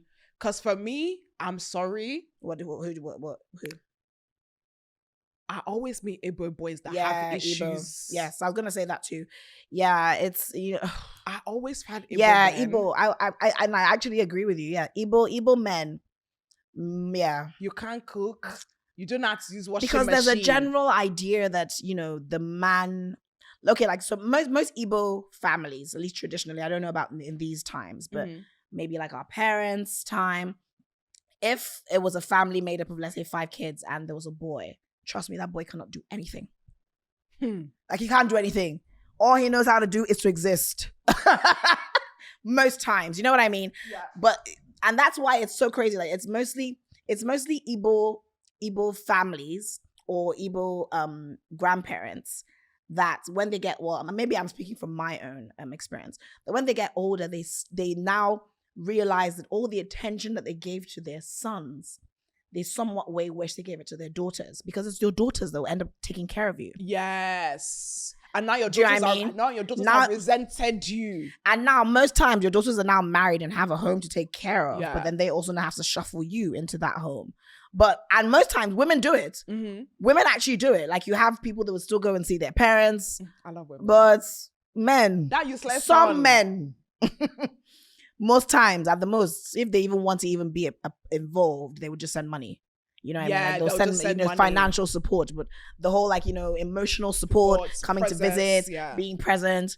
No. So most older, like the older generation, they always say it, and I've noticed it's mostly Igbo people that always say, like, that they really wish that they paid more attention to their daughters. Because at the end of the day, it's their daughters that are taking care of them. Honestly, there was an Igbo guy that I was dating that he didn't know how to use a washing machine. And his own washing machine. That's the type of man that will probably tell you to wash his boxes. They should go and wash his... And bear in mind, he doesn't have to wash his own part. You now you that should do it. And you too, you'll be sitting in the Oh my God, this is so deja vu. Because on our podcast, we had this whole discussion as to whether it's like a love language. Because there's like this whole discussion of, like, in Nigeria, of how if you are dating someone, whether or not you should wash their underwear. And I was just always like, with the stance, like, what happened to a washing machine? Like, I don't think my man washing my underwear shows me that he loves me. You know what I mean? Like, there's a washing machine. Just put it in the washing machine. Do you get what I mean? So Tony was like, oh, okay, so let's just say there's no washing machine. So what you won't do is, and I'm like, I don't think so. She was like, okay, well, but what about if you do it and then there are poo stains? Oh, it was so funny. The conversation was really, really, really chaotic. It was funny. Now, here's the thing, obviously, I've worked in care. You lot know I've worked in care, in it. So I'm not afraid of a little bit of poo-poo. Okay, so you could do that for your man. Sorry, what the was that? No, but there are people. There was this. I think the conversation came up because at the time there was this trending topic where a girl had shown her boyfriend washing her underwear. Well, and the boy, I think he knew that she was recording, but he didn't expect her to put it up on TikTok or whatever. So he broke up with her because of that. So we started having that whole discussion as to, whether or not people should be washing their partner's underwear. Why are you washing your Emmanuel? Wait, Emmanuel. What's your take? Are you washing your baby girl's pants? No, there's a washing machine. I ain't doing that. Exactly. Okay, but let's just say that it's agent provocateur. Yeah. It's expensive. Okay, let's say you guys go to like a village and you guys, I don't know, are on holiday and it's like a nice villagey sort of vibe. So there's no washing machine. There's none of this stuff. You have to And she's broken her finger, so she can't wash it. Yeah, I'm gonna have to wash it then. Would you watch it? What kind of guy am I if I say no? Cute. No, like so, like I respect it. in situations like that. Survival. Fine. But you're not just gonna be picking But up not like, darling, can you I wash and your I are pants? living in our house and then why? Yeah, it's not. And I personally wouldn't want my man to be washing I wouldn't my pants either. as well. I feel like that is just so invasive. so invasive. So he will see all all your stuff dried. Oh, my DNA. You see how my dryness on the pants. No, thank you. No, thank you. I feel like some things should just be left. Some things should just be left to the washing machine, okay? Nah. But it's just so interesting how, like, in Nigeria, it's almost seen as a love language. You know what I mean? While like, so like with me, I was almost like, why? While Tolani was more of like, oh, well, you know, this is kind of cute. You know what I mean? But I was like, why is it cute? Like domestic, I feel like domestic nature is definitely something that is a love language to men. Like I remember like, guys, okay, girls, this is what I heard. This is what the boys' locker room's been saying. Okay. Boys really, really love, and Emmanuel, you can confirm or deny, they really love when a woman cooks for them. Yes, they do. Like a cooked No, they meal, do. like They do. dinner, like They they do. whip up. They do. And I would like, But I kind of feel like they like it because of society. Society has made them like it. Do you know what I mean? Like, Yeah. it's almost like there's always this whole argument of where women's place is in the kitchen, women should cook, women should cook. So, you know, over time, from a child, you're hearing that. Of course, you're gonna always think that if a woman cooks for you, then oh yeah, she loves you. Do you get what does I mean? it matter what you cook though? Because obviously I'm for the girlies. Yeah. Some of y'all be can't cook. So, and you know in your hearts. So when we mean, yeah, I like a girl that makes me a cook, which dish is, Yes. like, can we, like, a bit of bangers and mash don't hurt nobody now? Like, what are we saying? What meal? If I like the food, she should know what I like and what I don't like. Would you like? But I like everything except not really, fish, except some. Okay. So beans on toast. Beans and toast. That's not cooking. Okay, so what? Proper meals, like dinner meals. Like you actually Like put a on, Sunday you roast. actually put on the stove. You actually put in some spice here and Okay, there. you can take to work and you can go to your colleagues and be like, Hey, oh, look at what my girl made yeah, me. my girl made me this Mhm, thing. mhm. No, but do you know what? Yeah. But what if you make the meal you've been whipping up, And it's not good. and it's not banging. I personally feel that if a woman can't cook, it should not be like, I don't think it should be, the be or end all. yes. I know that everybody has their own, like, you know, things Mhm. that they like. So if you're a man that, yes, likes his woman to cook, it's understandable, but I just still don't feel that it should be, yeah, as you said, like, do or die. Like, if you can't cook, that means you're a bad woman. You But know what I mean? what level of cooking? Because obviously we had the conversation about guys not being able to cook and it being a problem. And oh yeah, if you can't cook as a man, then you cannot put that much pressure on me. Do you get what I'm trying to say? But I also feel like women that can't cook also need to go on YouTube and start looking at videos. That's fair. But what level of cooking? Because okay, sorry, I can't make filet mignon steak. Come and slap me. I actually don't really think your man wants you to make filet mignon steak. If you do, great. You know what I mean? But I don't think, as I feel like that's very inconsiderate. I'm not a chef. Like, why Exactly. do you want me to be making that I'm not Hilda Bessie. Exactly. I can only do my best. Why do you want me to be making those type of meals? You know what I mean? But I could cook efforiro. I could make a bad efforiro. efforiro is good. I feel like that's good enough. I could- Like, if you can, like to me, I feel like at least be able to make one of the rice dishes, one of the soup dishes, and I don't know. And the soup dish aside from red stew, guys. No, Yes, seriously. apart from stew. Okay, red stew is base. You need to have red stew. Oh yes, no. I feel like red stew is very simple. Red stew and rice. Yeah, It's good. not that hard. It's very, very simple to make. If you can't do red stew, you need to go on YouTube. Or you need to. And shout out to YouTube. YouTube has helped a lot of people. Like, so You see, when I was dating that Igbo boy sister, that's the time. That's when I realized I can't cook, and that was during lockdown. I didn't know how to cook, and then I started dating this Igbo boy and this proper Igbo boy, and I said, I was like, oh babe, what's your favorite food? He's like, I like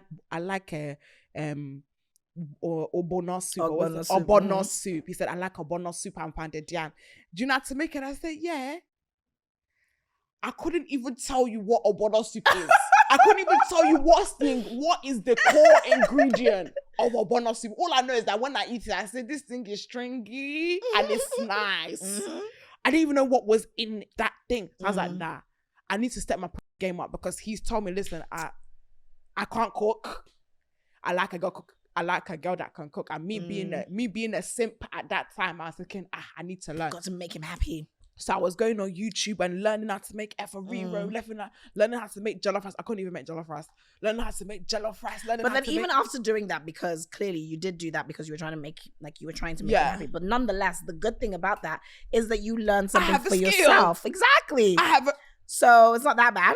I have a skill now. Now you can cook jollof rice. What's your specialty, girl? When it comes to cooking? No, when it comes to swimming. You're so rude. I love it.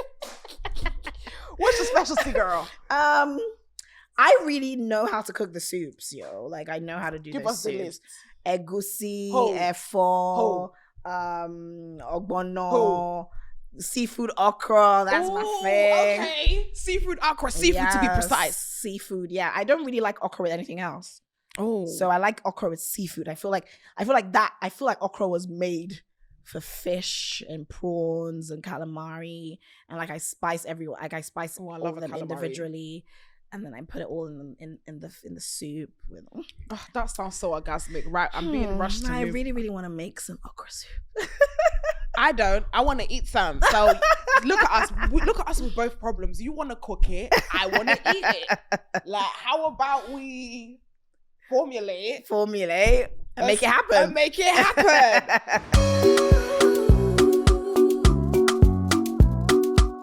Win or bin.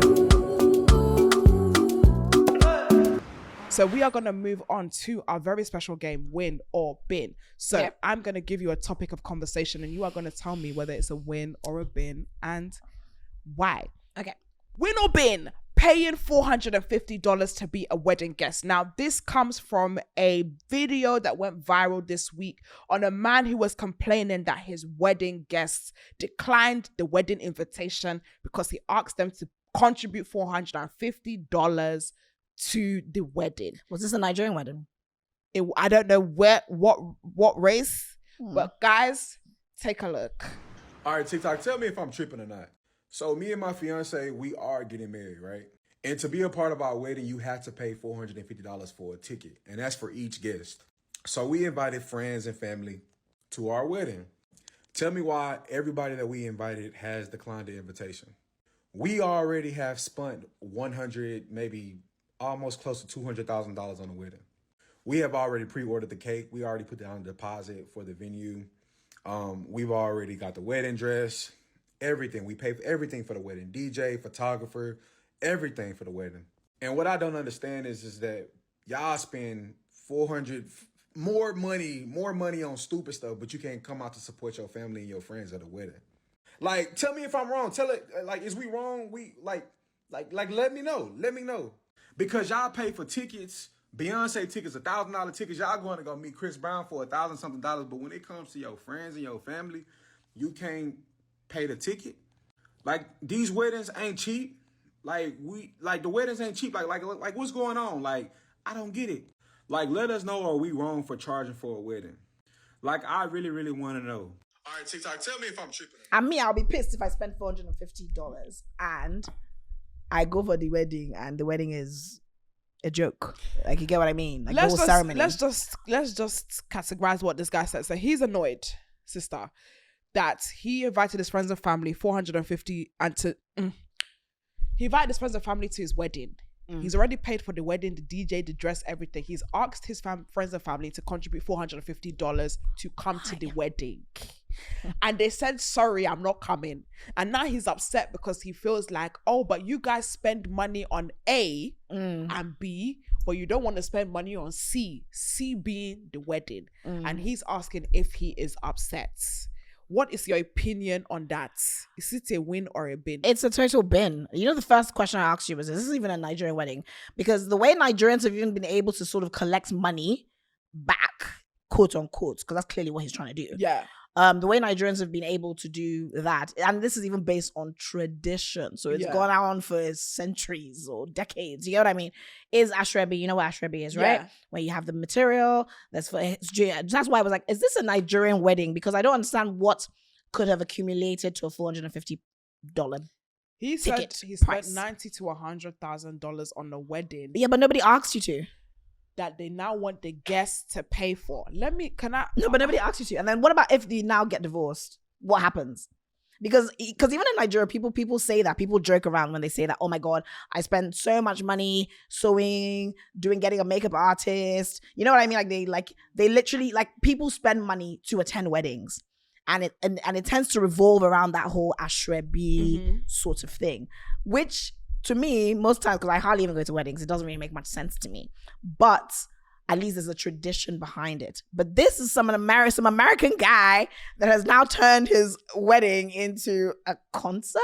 At this point, if That he's selling am tickets? paying I'm confused. £450 to contribute to your wedding, I'm an investor to the marriage. Yeah, so you can't break up. If you break up, You can't break up. You have to give me a refund. if you divorce, Because clearly I'm paying for that. I'm paying for that marriage. Not even the wedding, the marriage. If you dare divorce, in fact, when you're having your first child, you need to consult with me the child's What's name. the name? What's the name of the child? Because I'm an investor of this For real, marriage. clearly.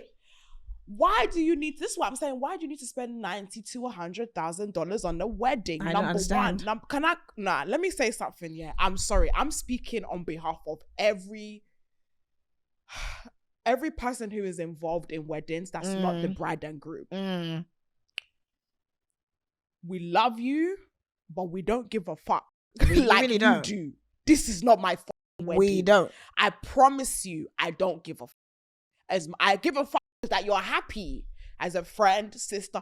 But the way some people move, it's like you should be honored To that be I'm inviting at you my to my wedding. wedding. I promise you, I could be in Eden right now, popping my with the bottle poppers for free. And now I'm coming to your wedding. You're telling me to pull $450 from my pants, and you're upset that I'm refusing. And Ben. oh yeah, but you guys go to Beyonce because it's Beyonce. Because it's Beyonce and she's a musician and it's a concert. It's Beyonce. Of Last course I I'm gonna checked, spend a wedding isn't a concert. And you ain't Beyonce. Like, come on. Like, honestly, Oh, wait. it's too much entitlement. Too much. I agree. That's If the you word. like, Entitlement. honestly, I think you can have a nice, because this is the thing. I think because we're in the social media age, everybody is trying to do that lavish. Oh, it's my wedding day. Yeah. Let me get my bridesmaids. Let them stand in formation. Let's do TikToks. Let's do the long gown. Let's do the routines. Let's have the smoke machine on the first dance. But it's like, bro, there is no point of doing all that pizzazz and then you break up within the first year. Yep.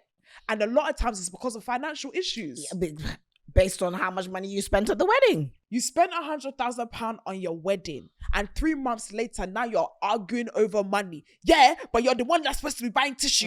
Yeah, but I bought tissue last time. the one that's supposed to how be buying much is the tissue. savings? Yeah, how much?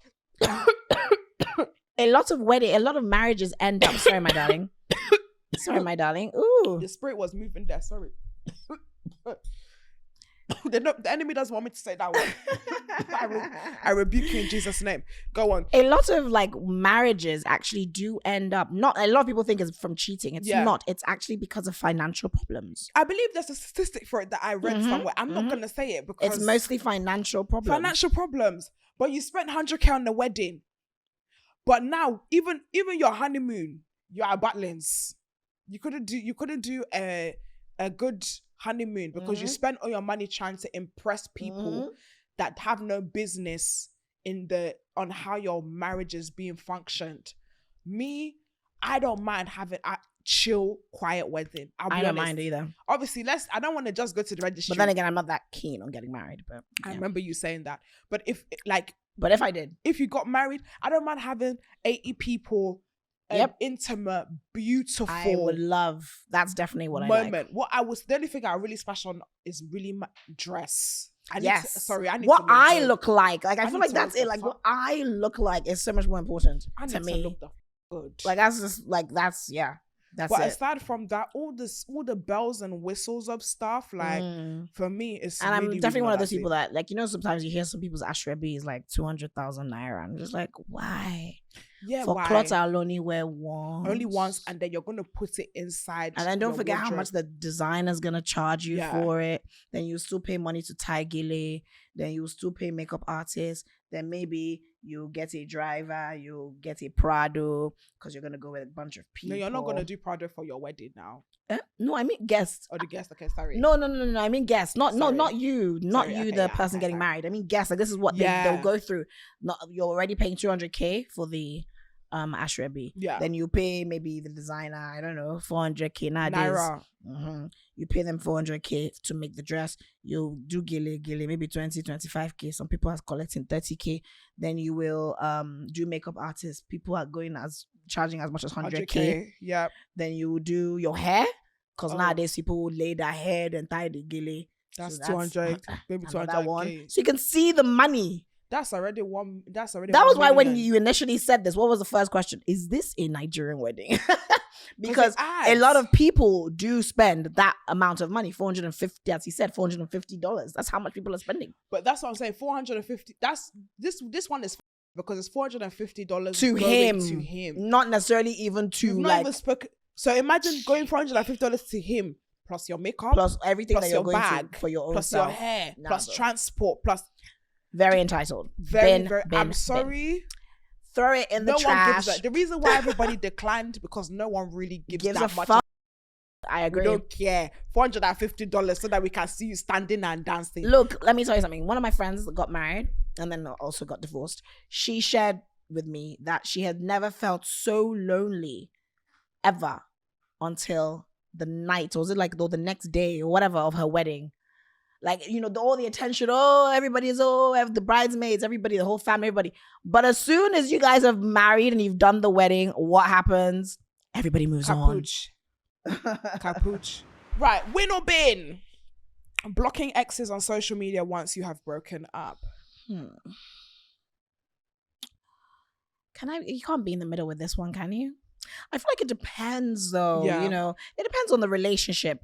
And then I've also noticed that sometimes exes block each other because of their current partner. Partners. Yeah. Do you know what I mean? Because, you know, yeah, you get a new girlfriend or a new boyfriend, you tell her everything about, you know, what you and your ex went through.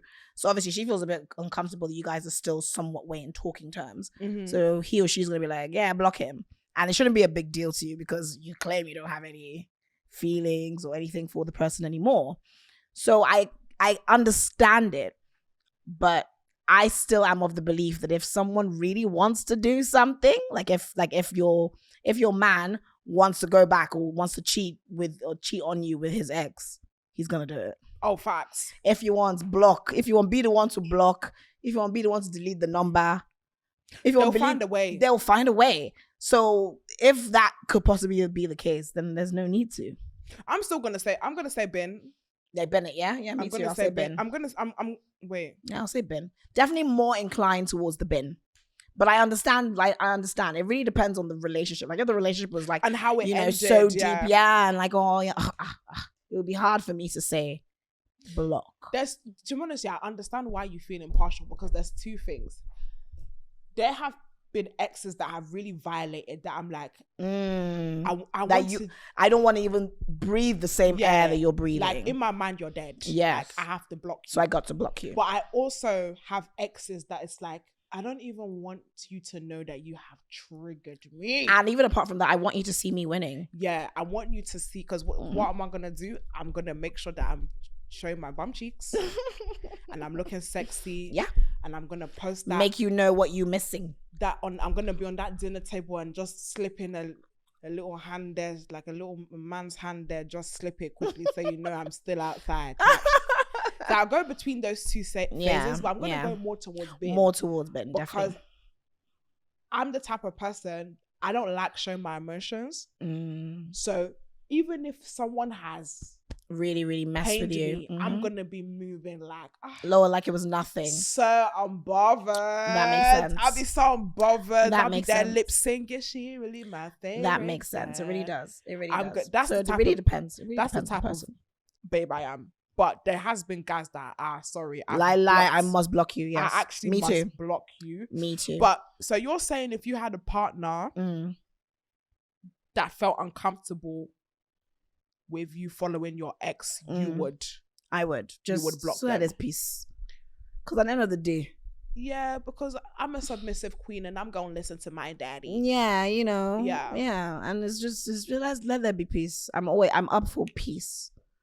I agree. Because you're no longer. It's only if you have something going on with that Mhm. person, then that's why you should feel so affected. Yeah. But if you don't, I If don't you see the big it's- deal. If you're really over that person and that person is like, girl, bye. Mm-hmm. But if it's a thing where like maybe it's a new boyfriend or like 3 months and you're trying to leave the window I open beg. and like, because some girlies be doing that. They're like, let me just go back to my ex just in case. Just in case, maybe. Because I mean, are you someone that has like a Like what? Once I'm out, or like just a just in case in the back, a friend just in case? not with an ex though. I feel like once you're out with You're out, me. yeah. What's your star sign? Leo. Yeah, that's very Leo. Me, I can spin. Nah. Once you're out with me. Maybe I can come back, but most times I come back, it will be many years later. Like, do you know what I mean?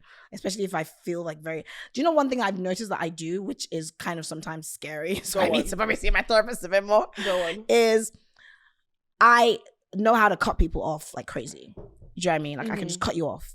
And many years will go by and I honestly forget. Only some situations that are so bad that it's very hard to forget. But you know what I mean? I honestly forget like the full details as to why I actually cut you off. The people that I haven't been speaking to for like 10 years and then they just come back into my life. And I'm almost like, I know that you did I was something hurt that about something. annoyed me. But what the was it? And I feel like it's because I do that whole cutting off thing. Like, So like mentally, like so they're mentally, literally- everything is out. Even the experience, I repress a lot of my like bad experiences. Oh, interesting. Yeah.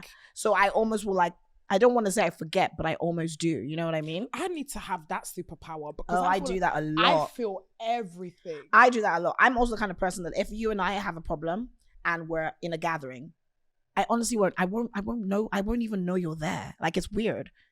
It's so weird because like my friends that were there with me are like, "Oh, did you see so and so?" And I'm like, "Was she really there?" Was she there? Like it's weird. I almost don't see you. I don't recognize you anymore. I want that because me, I'm so bothered. Like if somebody that I feel like we have had there's an unspoken issue, specifically unspoken issues, and I know it and you know it, my spirit will not settle. Will not settle. I have to figure out what the issue is. No, I am that type of girl. I can't. I'll just kill cut you someone off, my mind. and it's good. That's just you don't exist. I'll be thinking, what did I do? What's the issue? Like, especially if I know I haven't done anything, and there's this unspoken like energy or vibe. Oh no! Before I cut you off, I let you know I'm cutting you off. Though I don't like when people.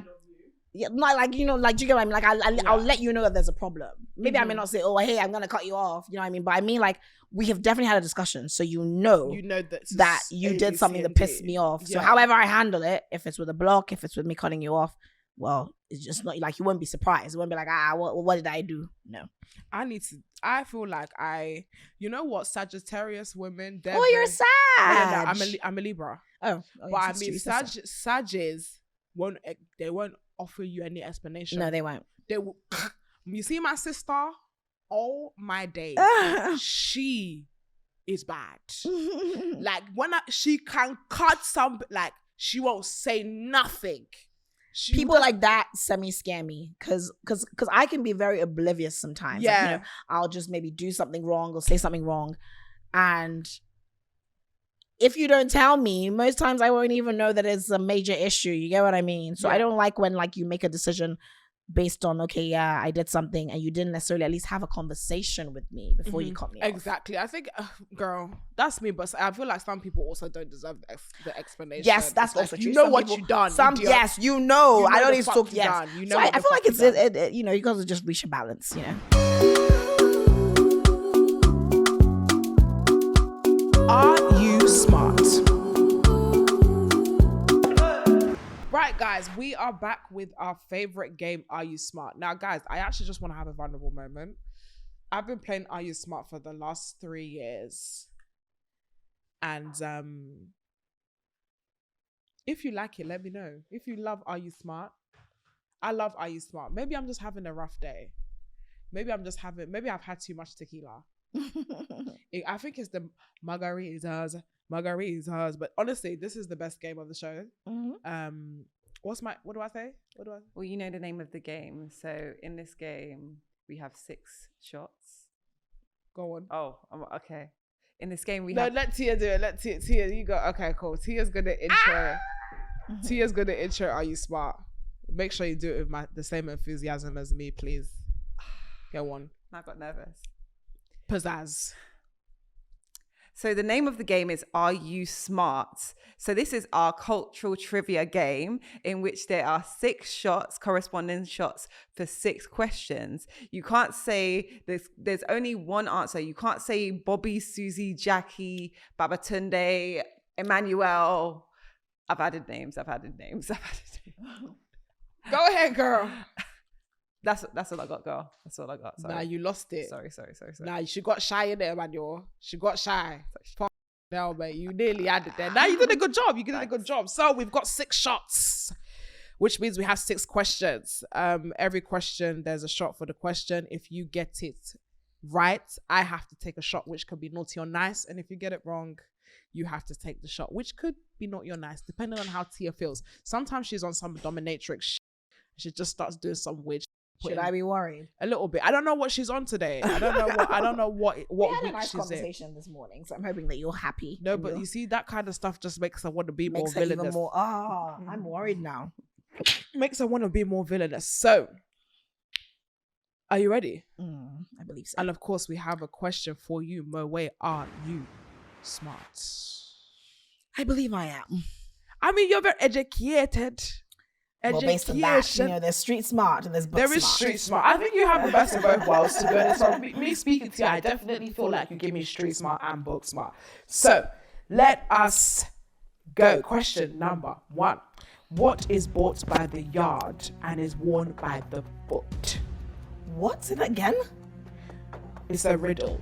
Yes, Riddle. I can. What is bought by the yard By the yard.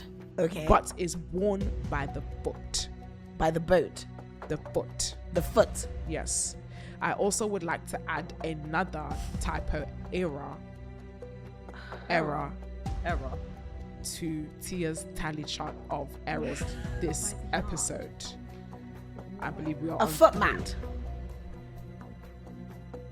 I think. You are locking in. Oh my gosh, I hate this you're locking in thing. I thought you were going to be like, yeah, you're right. What are you locking in, Moe? So it is bought by the yard, meaning house, right? Is that what you mean? Or do you mean yard like garden? Gotta be specific. It is bought by the yard, but it is worn by the foot. Bought.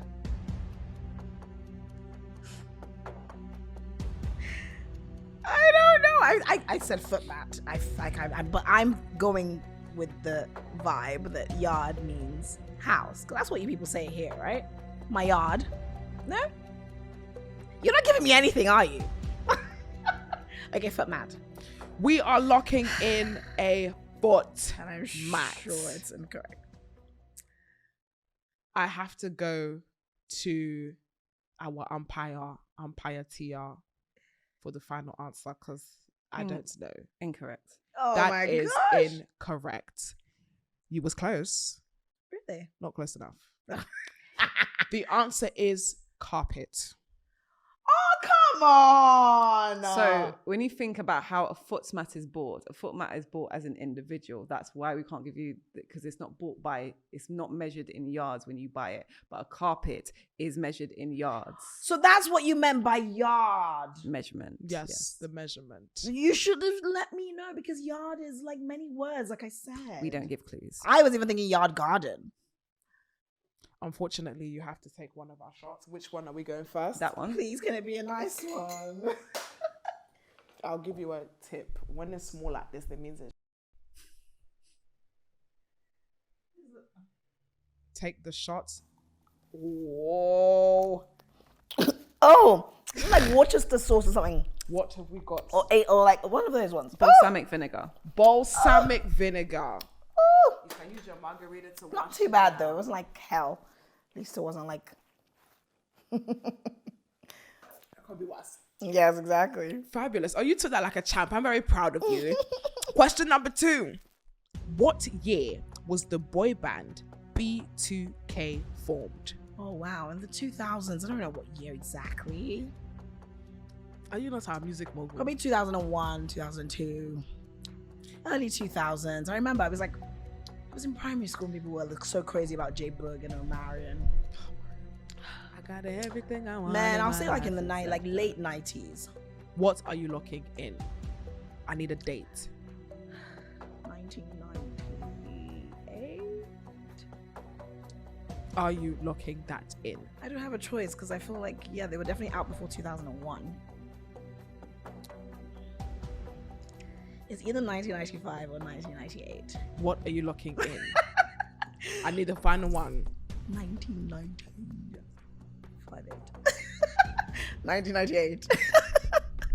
I got everything I want in my life. I'm except so a wrong with that, I'm sure. girlfriend. But it wasn't 2000. It can't be. So I was like, I remember dancing to their music in primary school. A few o'clock appointment. It was from Mama's 1998. house. And everywhere we go, they notice who we are.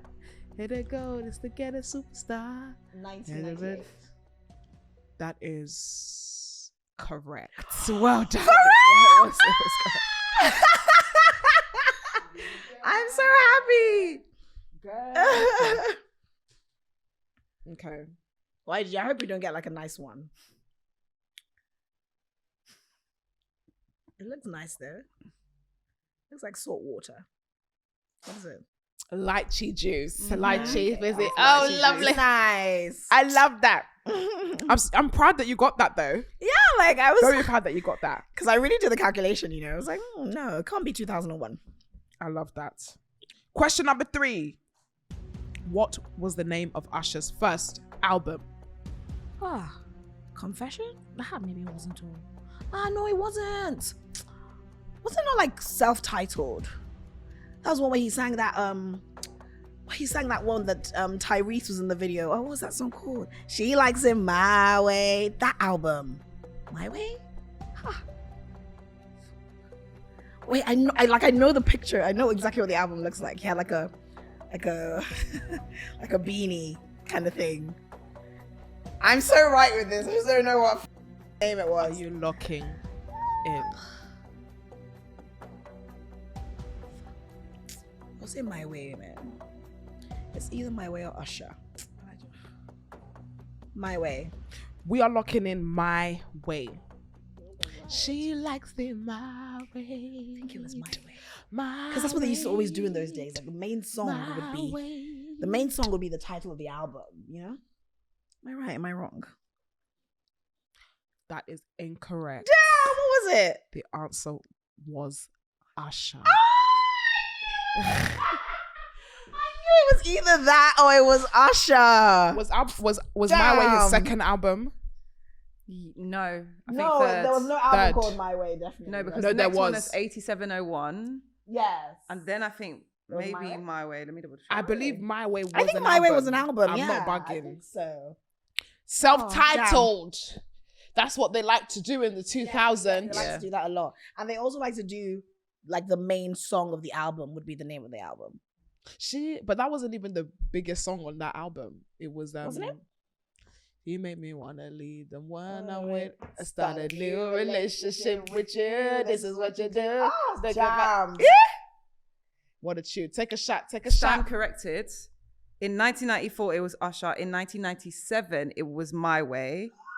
And then in 2001, it was 8701. And But yes, I it was told you Coffee. My Way was the second album. You said no with Yes. such vim. I was wrong. Add the tally of every time that she just I keep wish I said adding Usher. it. What did we have for the shot? It was Black Coffee. Yeah. Black coffee. Are you a coffee drinker? Not really. I'm a tea girl. Oh, I'm a tea girl too, girl. I'm a tea girl too. I'll be drinking it and I'll be sipping it. Sipping on some tea. Yeah. Question number 4. Multiple choice. Question number 4. What was the first cloned animal? Was it A, a sheep, B, a rat, C, a tadpole?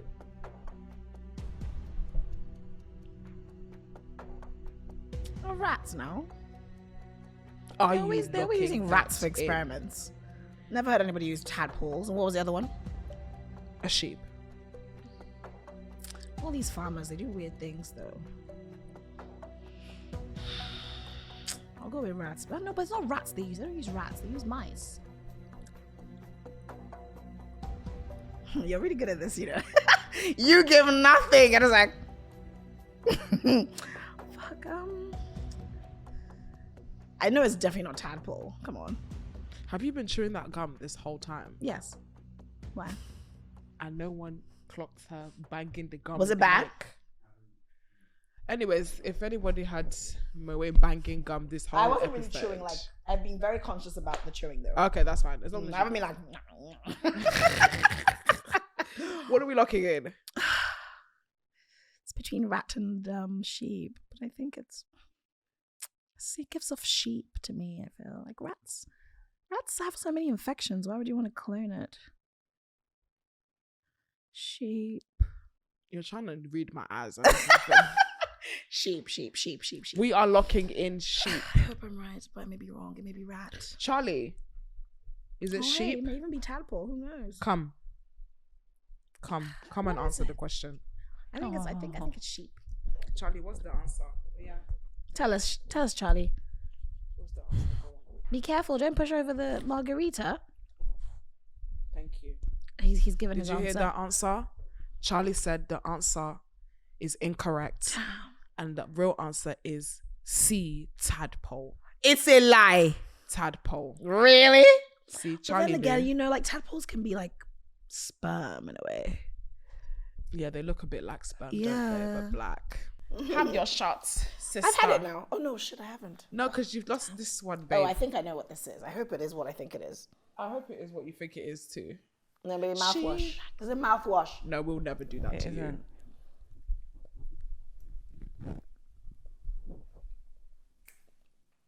What shot did we have here?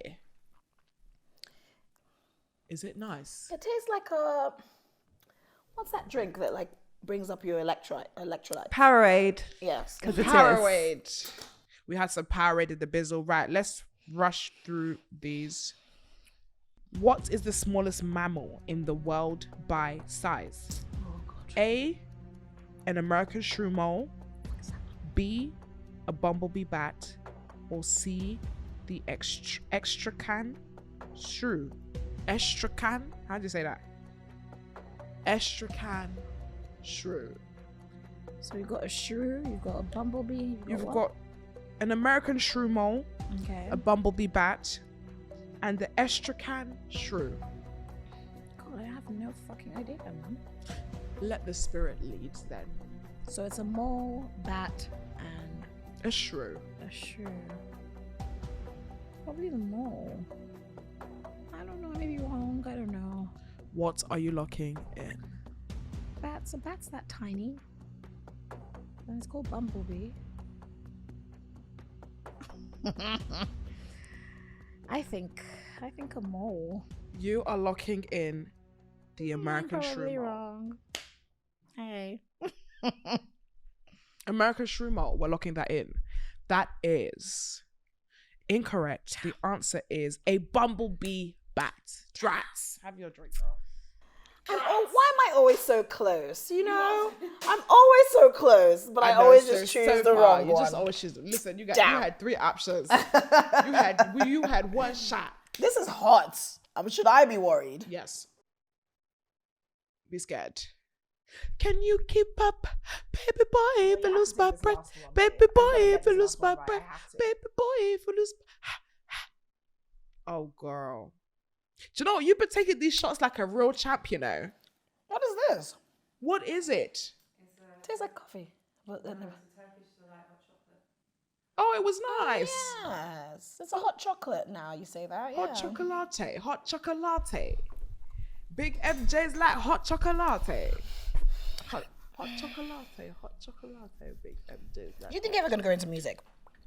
I feel like I'm gonna have one random song that's just gonna go viral. Yeah, I think so. I can see it. I could be like, can just actually be see the it rapper, for you. like, just for banter. Probably like, who called Hoochie Mama. It's charting. Hoochie Mama. Hoochie Mama, up for the drama. Oh, Put see, me in the llama. she's already making. Yeah, the ready. lyrics. You already got them. Coming out. yeah. Final one, we have a guess the song. So easy peasy. Oh, I'm gonna give you some lines in the song, and you're gonna tell me whether artist and who the song.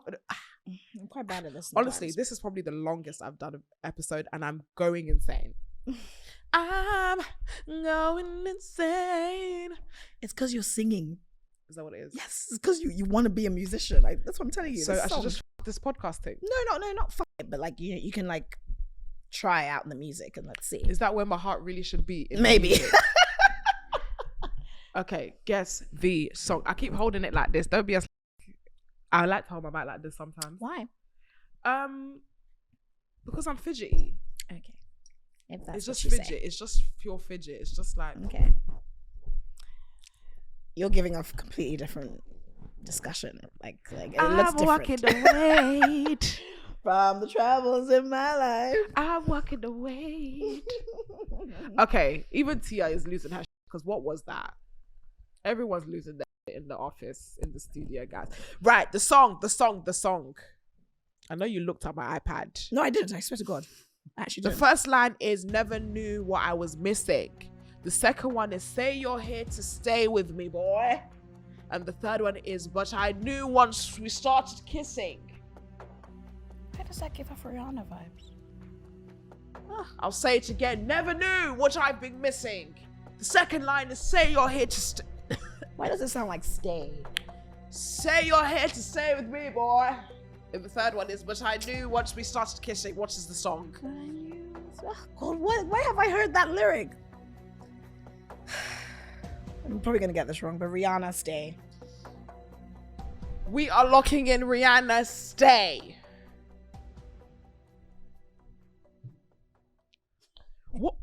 What is your favorite song? What's your favorite artist? I have a variety based on genre, but I'll say like all round, and I'm not even just being like weird because I'm Nigerian. Burna Boy just is amazing. Yes. Oh my God, is it Burna Boy?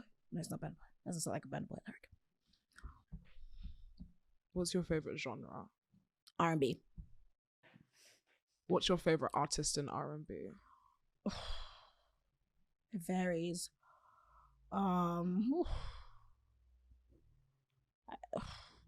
Women, men. Like, you know, it's hard. I would say for women right now, I am obsessed. I'm obsessed with I would say SZA. I like SZA. My twin. And like even just Nigerian wise, Tems to me is an R&B artist. She's always been an R&B, Love her. R&B girl. So I like her. And then when we're talking about the men, if we're talking about like old school, I really, really liked all the like, you know, like the boy bands. So I really like Blackstreet. Oh, I love Blackstreet. No diggity. No doubt. Diggity, no doubt. Yeah.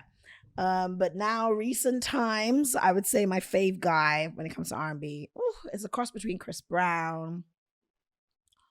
Don't mind a little bit of Usher. Where's this conversation going? Girl, you got it wrong. It's my favorite artist. Oh no, I did. Yeah, But no, you went- exactly.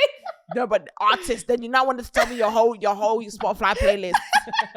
I bet It's hard. It's hard to choose. I wanted to try and jog your memory because the answer is Keisha Cole, Love. Love. Never knew what I'd been missing. But I knew what Oh, you're right, you know. So I was trying to Do you jog know your what memory. threw me off? What? When the other one, that stay bit. I was like, that sounds like something like Rihanna would say. Stay with me, boy. Here you go. Damn. At the end of all that. So how many? Tia, what do we have? What, 2 or 5 shots? You got 1 correct. Yeah. One! Oh, you only had But one you shot. know, I was so close to like getting like 3 or 4. Close is not correct. You're And rude. at the end of that, we have 1 out of 6. Anyway, whatever. 1 I'm out still of 6. smart. Take the shot to end the show, sister.